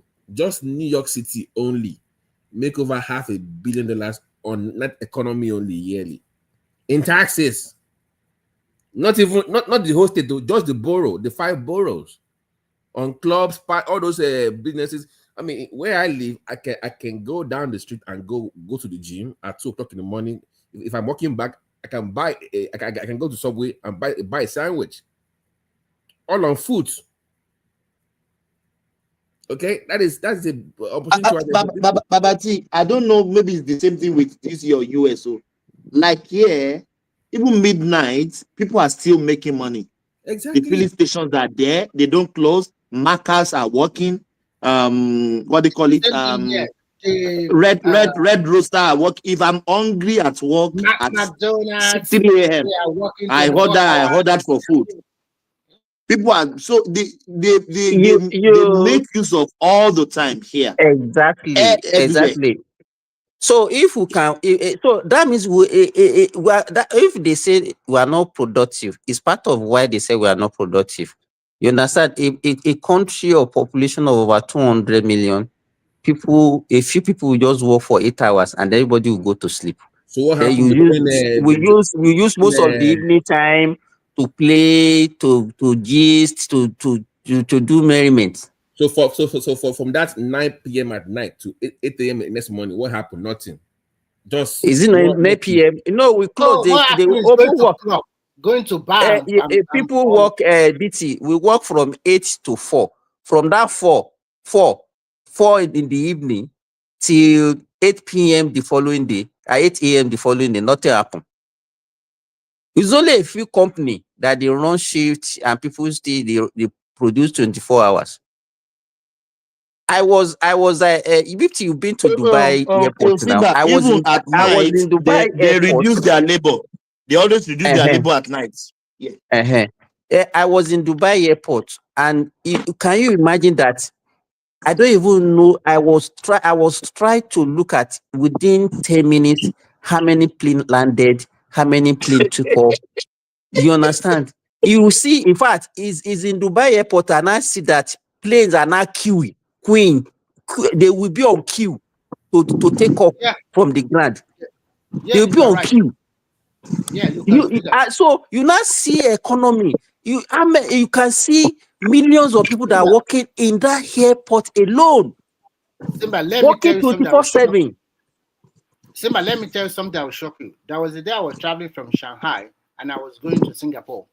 Do you know that I calculated how many flights go to America that day alone? It's about 42 flights From that city alone to different city in America. I said, oh my God, these people, they are gone, man. 42 flights go to different city in America just a day. And they are doing it 7 days I in a get week. to Lagos. They say by 11 they don't close. That's the last flight for the day. Babati, The I last forgot yes, that now in country. Lagos. I think the last flight it will be like around that 11 11. now. That, 11. That's it. then nothing will happen until the following morning. Nonsense. You understand? Simba, I wanted to land in one country. I forgot that country. You can imagine our plane was it went and turned around for 4 times because there was no land, there was no space for the plane to land. So they always turn, they will go and turn back again. Just and let me turn tell back you, again because of just on Saturday, in Amsterdam day, my wife and my daughter's flight, the gate was shifted 4 times within 2 hours. Wow. Do you know what is responsible for that? What? You understand? It's because they have to. That means they are because of the space. They are just Simba, have walking you ever been to that airport before? per seconds. The Amsterdam airport. If you have been to, I've been there before. I've been there They now. were I've been there. busy, super busy, and the airport is so big. And I laugh at Nigeria when they want to extend Nigeria. Hey, the money is too much. Say, you guys, are you really serious? Do you really want your economy of that country to really grow? How many places even landing at a time? Even in some airport, you will see 3 or 4 airplanes landing at a time. Different. Come and see the Terminal 3 alone in Dubai airport. It stretched almost 1 kilometer. Stretch a terminal. There will be to one terminal in Nigeria like a hall. Like a hall. That Dubai they airport. don't spend money. Oh, they don't eat our money. Oh, I think what? In fact, I don't think a lot of that Dubai airport was as busy when I got there at 11 or 12 at midnight as it was during the day when I was leaving in the morning. There was no difference. It was the same traffic, the same. I'm like, where are these people coming from? Everybody just, but it was a hub, though. They made it a hub, so you are flying from there to everywhere. Different people from every. I'm like, what is this place? But in Nigeria, it's just the same people. I'm like, don't we have any other people anywhere? Babati, to say the truth, that Murtala Mohammed, Terminal 1, Terminal 2, it's not even enough for Lagos. They need to build that Lekki airport as soon as possible. They need to start building that one too. Because as we are not controlling population, and as our economy improve, Nigeria can be Lagos can be an hub. You can you can even force spending chicken change money, and Nigerians are shouting and what you do, wow, they have siphoned. You can even force growth now. You can force growth in that area because if you build an airport there, then the demand then be over there. People like, let me build a house in that area instead of going to that. The demand. Apart from that, if you are going to, BT, what we are saying now is not now. If you have something like that, that means the hospitality business has to work 24/7. Everything that revolve around that, transportation, transport. We also have to do that. Exactly. So the economy has to. So why won't people get job? You understand? But in an economy where people sleep for 16 hours. What do you expect? Sleeping for 16 hours and making babies, man. Babies. They are making babies every now and then, making babies, okay? Because that night economy, like if people are arriving at night, somebody has to take them there, somebody has to cook for them, somebody has to provide security. So they're so interlinked, interwoven. But why government does not see that I don't understand, honestly. I don't know why they don't see the opportunity. Babati, you know the problem with the government is this. Sometimes look at this government that is willing to do a lot of stuff. But when you see all those people that they don't wish that country good, what will come out is that, is it airport we want to eat? Is this good road we want to eat? Please, we are hungry. Nigerians are hungry. It's all about food. They are not even thinking about in the next 5 years, 10 years, or 20 years. Most of this good country, they plan 5 years plan 10 years plan, and they follow it. They follow it 100%. But in Nigeria, it's all about food. I don't understand. We are just spending $440 million just to reconstruct what do you call it, an airport built about 40 or something years ago that is no more of use, and Nigerians were shouting. Go to Singapore. Initially, they spent close to about $3 billion to start building their airport. What about all this Amsterdam? If you see all these Western European, they make a lot of land in case of a fusion expansion. Look at Ethiopia Airline. If you go to Addis Ababa, I've taken their plane before. They also have another big terminal again. But in Nigeria, I don't understand our people. I don't understand our mentality at all. Some people want to make that country good. Some people, they want to make that country bad or even worse. They don't want that you know, BT. And let me even I think Terminal 2 in Dubai Airport does not have a hangar. You understand? They just built it. You know what they do? They now have these buses that when they will just put people in that terminal, once it is time for you to board, they have these buses. You can't even count them. You understand? What I'm saying about that is that the way they create job for people, thousands of people, at least people that will drive those buses, the one that will be controlling people. Okay, this is where to sit. This is time for you to move and all those things. If you have, let me tell you, if you have that Dubai airport alone in Nigeria, the sheer number of people that airport will employ. I've ever been to Qatar airport. There's a train from one terminal to another terminal inside the airport. I'm just even looking. I'm just looking at by the sheer number of employments that kind of thing creates. On my way to departure, to leave the airport, walking out, if you know how many businesses were on my way out.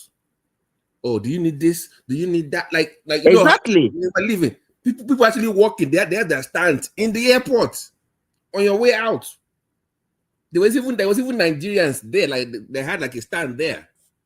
Like they have this package. They have this one. Do you want that one? Do you have an hotel? Do you have this? We have this for you. And it was as busy as like a day, but it was like almost midnight. But it was busy. There's nothing like midnight, though. No midnight anywhere. No midnight. All the Middle East country and even some of these Asian tigers, they are just they run 24 hours economy. They never sleep. Simba, they don't so sleep there. I think that is what we're supposed to you can't be sleeping, we can't be resting for 16 hours out of 24 hours in a day and say we are going to make any inroad. You see, even in Europe or Asia, when they want to construct road or bridges, they will have fabricated everything from their factory. They just couple it overnight, and the next morning, everything is done. Voila. There is light, there's everything. And maybe we still have a long way to go. We have to solve two issues: security and electricity. Because once we solve that problem of electricity, everything will fall into shape. At least you can use light to do a lot of things by yourself. So far we don't solve that issue of electricity and also security. Whether we like it or not, let them have their state policing. Or maybe the federal government, and I don't know what they are going to do, maybe recruit more police. I don't know. We should put people. People should have work to do. You should also, sometimes, I'm sorry for saying this, it will be a little bit harsh. Sometimes you also force our youth to do some kind of job. Because some people always think that if I study this course, this is the course I'm looking for a job in. No, it's all about skills now. But this same job that they claim that they cannot do, that's what we do abroad when we Japan. So, but if they give them the job in Nigeria, they will say, no, I don't want to do that kind of job. You will see a bank, a manager of a bank that Japa, I will now go and be working in a warehouse abroad or be doing Uber. So we can swallow our pride to do all those jobs outside. But in our country, We even be the one discouraging people that I'm a graduate now. Why should I be doing this? Because they have to do that just to survive. If not, they will find you themselves know, back. like a mechanic here. Recently, I have this old vehicle that I had to pay somebody. I didn't want to take the car to the mechanic, right? So they have all this. They call them mobile mechanics. They will come to you and fix the car, whatever. So I paid him everything about $1,100 for what will have cost me about $3,000 if I took it to the shop. And that is what he does all day. This guy makes more money than a farmer. He makes more money. He makes over 200K a year just doing that. Yeah, let me chime in. Yeah, so You know what I mean? All these mobile mechanics, they make a lot of money, and it's a skill. yeah, BT. Sorry. Yeah, BT. Yeah, that's a good point. That's why I'm always impressed with the West, specifically America, because they have different ways of innovation in the society. If you want to talk about drive-through, banking, drive-through. I mean, their process improvement in service industry it's superb. That's how they generate a lot of jobs. But Simba, in Nigeria, right? Prostitution does very well at night, because at night. There's security for that Are one you as well. serious at all? No, let me land. Yeah, of course I'm serious. Now, you were talking about lack of diversification in our economy, but you forgot to certain things. Just right now, 1 second. Remy just mentioned that power and security is really needed or important to grow our economy. Of course, that is true. You're talking about, okay, most of Nigeria is still service-based economy in the primary, what you're going to call like a low sector. You want to put it that way. Okay, most of the people bank during the day. No people go to bank at night. People go to the store or to the market to buy food stuff and whatnot. They do it during the day. So our economy is not that robust. It's not that robust to accommodate, the growth of jobs that you're talking about. It's still, I mean, maybe not in Lagos, but many parts of the country, security is a big issue. It's a big issue in many parts of the country, and people cannot But just. Pinzadi, when before the security issues came in, you understand? Because that's what we are very good at. That we always look for one thing or the other to say this is why we are not doing certain things. This insecurity that we are talking about started during this, probably, let's say 15, maybe like 15 years ago. But before then, That good luck, what that was bad thing. yes. So what before then, Pinzadi, are we there? No, say apart from security, When you no, have no, a hold on, population, when you have security. Okay, okay. 15 years ago, 10 years ago, that is fine. I agree with you, but in our present reality, security is an issue. So don't discount that. I'm not saying no. Okay, Let me tell but you this. also Let me tell you this. When you said security, I agree with you. I'm not downplaying the effect of the insecurity. But what I was saying, before the insecurity, we are not looking in that direction. Also, we are not there. We are not saying this is what we have been doing. It was when the insecurity now came, and that was what now stop it. We are not doing it even before the insecurity. I Okay, agree with you. We're not doing it. how do you get? Okay, Let me but tell you, hold how do on. you get people But listen to employed? what I said. Apart from this, all the main points we're making here, listen to what I've said. I said the reason why I like Americans and the Western countries, maybe even Asia and China, is because of their innovation and creativity. In America here, more impressive sometimes is the way they've organized their service industry. The new ways of doing things is innovation in itself. It doesn't have to be new great technology, but the way you rearrange your services, in itself creates new jobs and improve the system. So, to me, if you ask me personally, it's more like lack of innovation and creativity that's the bane of our society. That if you want to put in power, that we lack of power and some other things. But that's just the problem. But to my point about in prostitution, I wasn't kidding, because in Nigeria, the clubs are open late at night. Are you kidding me?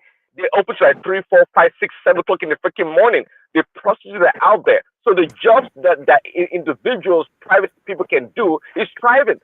It just shows the problem of the government not helping the people on the ground. Okay, to make it easier yeah, I get your point. So the individual level, they found a way to work it out. But listen, that on a macro scale, we could do a better job. If I work for a big company, there's no reason why I should not drive to the marina at night and work from 11 to 7 or from 3 to 9. So I can even work part time. Sorry, BK, and to add to it, thank God to technology, many Nigerians are working, on different time zones because again, it's all individual innovation and effort. A lot of people, the young people, are working, of course. So in the why tech sector. why is government not catching up to that reality?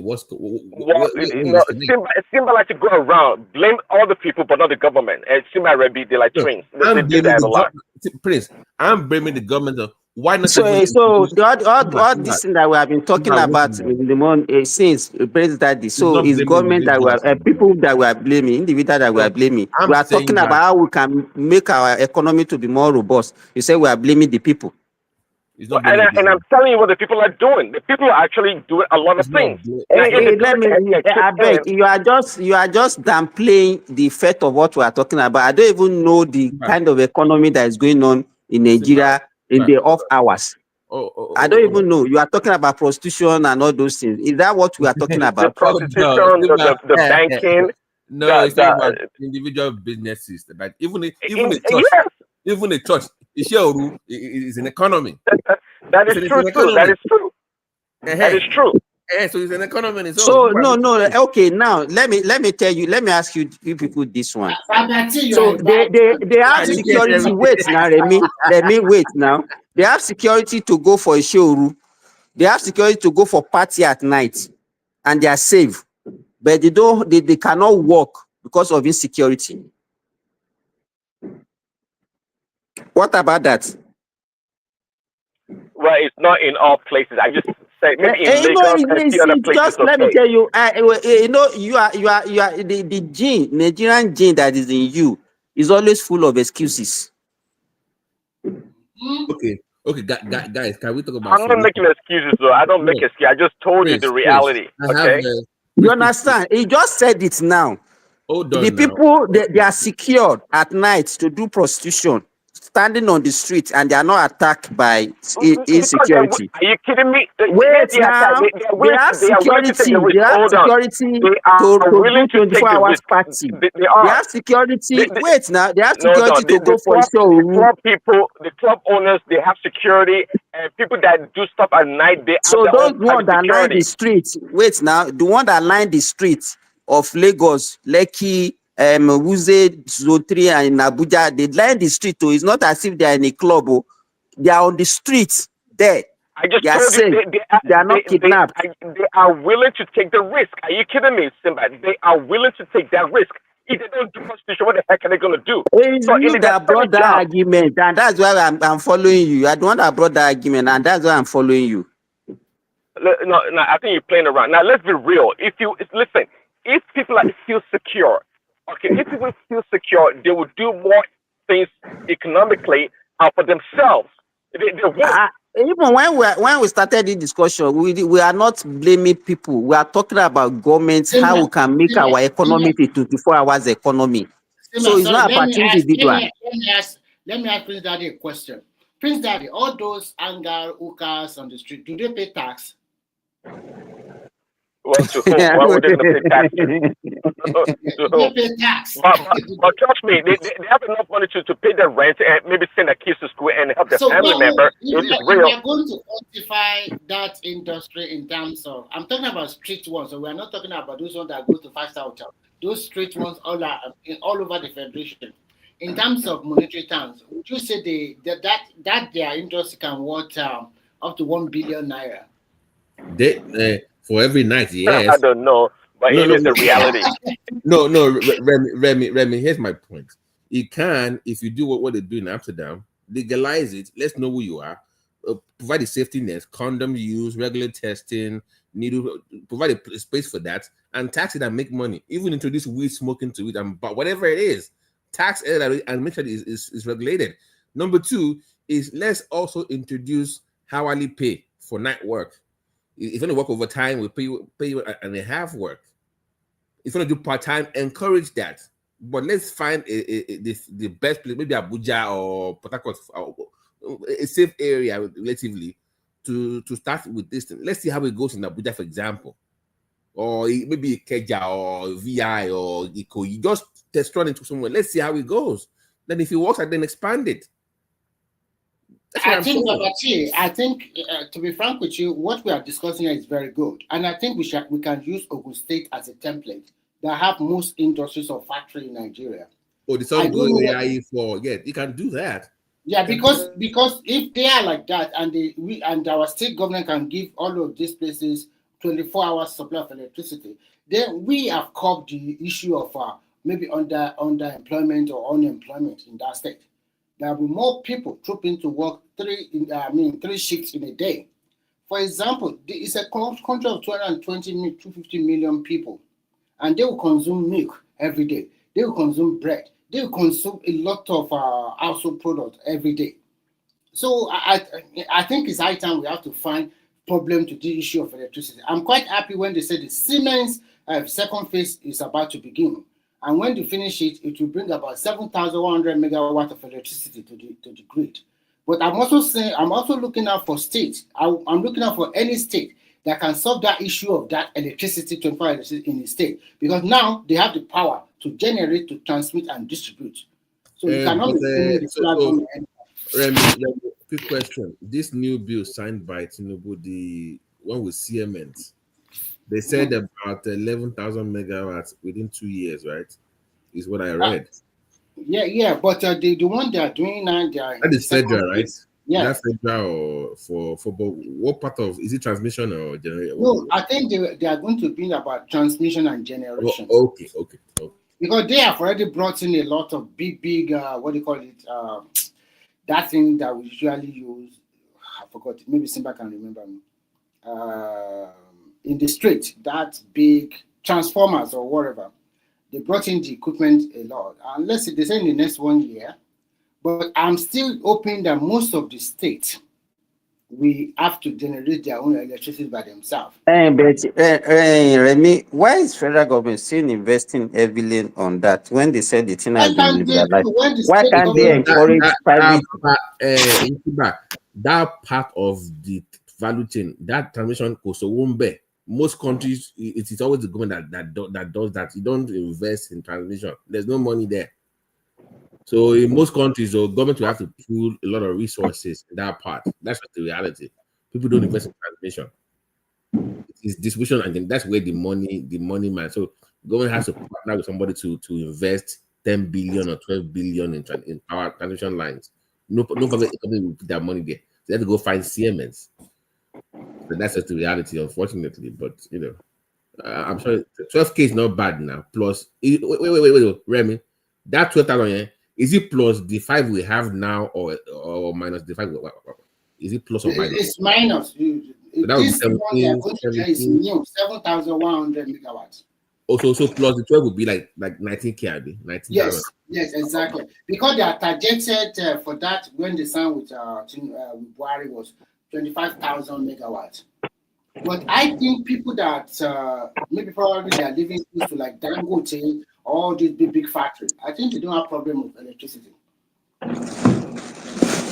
And I like what the government is doing. They are doing off-grid electricity for most of Nigerian university. So people in the university today, they are also enjoying. They have good supply of electricity. They also have access to money. I mean, in terms of loans and the stipend they are giving them. Simba, did you address the PDP thing earlier? Them zoning their ticket to the south? Okay. In fact, I heard some people saying that it was this tragedy, that the thing is actually going to favor Tinubu. That it was actually a ploy by PDP because most of the PDP people are now in they are supporting Tinubu. I don't know. But they're saying that creates an opening for Peter Obi to the PDP since there was only down south. And let's see what is going to happen now. If Peter Obi is on the ballot, how many people is going to be on the ballot? Is he going? Are they going to give him free tickets, or is he going to go for primary? Let me say that would be political suicide if he returns to the PDP. That's so. Do you agree with that or not? Like, I think it's a great move. Honestly, PDP would be a great choice for Peter Obi. Honestly. Hey, to me, if he goes to PDP, there are so many people in that PDP that work against him. And if he makes that attempt of going, BT, they will not give him free ticket too. And it's unlikely that he will win or you know that Obi cannot win the primary now. So Obi will like but PDP will not. PDP is not Labour now. He has to contest. He has to fight for it now. In fact, because what will happen is that if they do that, and if he moves, believe me, they will sponsor a candidate that goes against him. The point You understand my why point? is he afraid of primaries? Why? It's not Obi is not Obi. Let me tell you, Obi is not a politician. He's not a politician. He's just like a guy that if he's a politician, he won't be behaving the way he's behaving and running from one party to the other. Anytime he has any little problem, he will leave and go to another party. He's just looking for the easy way out. I agree with people that say that if he goes to PDP, it will commit a serious political suicide. They will contest against him, and probably he might not even be on the ballot at all, unless if he sends it and he now did the same thing that he did in 2020. How can he win the primaries? The state governors control the delegates. That's what I'm saying now. There are a lot of people in that PDP that will be waiting for him that will work against him. It's not as if they are calling him, hey, come and take, it's free, come and take. No. I think the best bet for him is, and he's not even working. Well, I think that is doing that one for him, Sha. And he still said that he's ready to work with him. That Labour party Simba, is still the best bet for him. Simba, don't be mistaken. That is not working for him. That is working for himself. That is hoping that Obi will leave. Come back. No. If Obi leaves Labour, then he gets the ticket. That is working for that. I don't think that. But that is back in LP now, isn't it? Yeah, that's my point. That is not back in LP. Yeah, that means he's not going with his boss. Yeah, and Obi Simba, which party is Obi now? Has it become to ADC? Is still in Labour Party? What is the status of the party?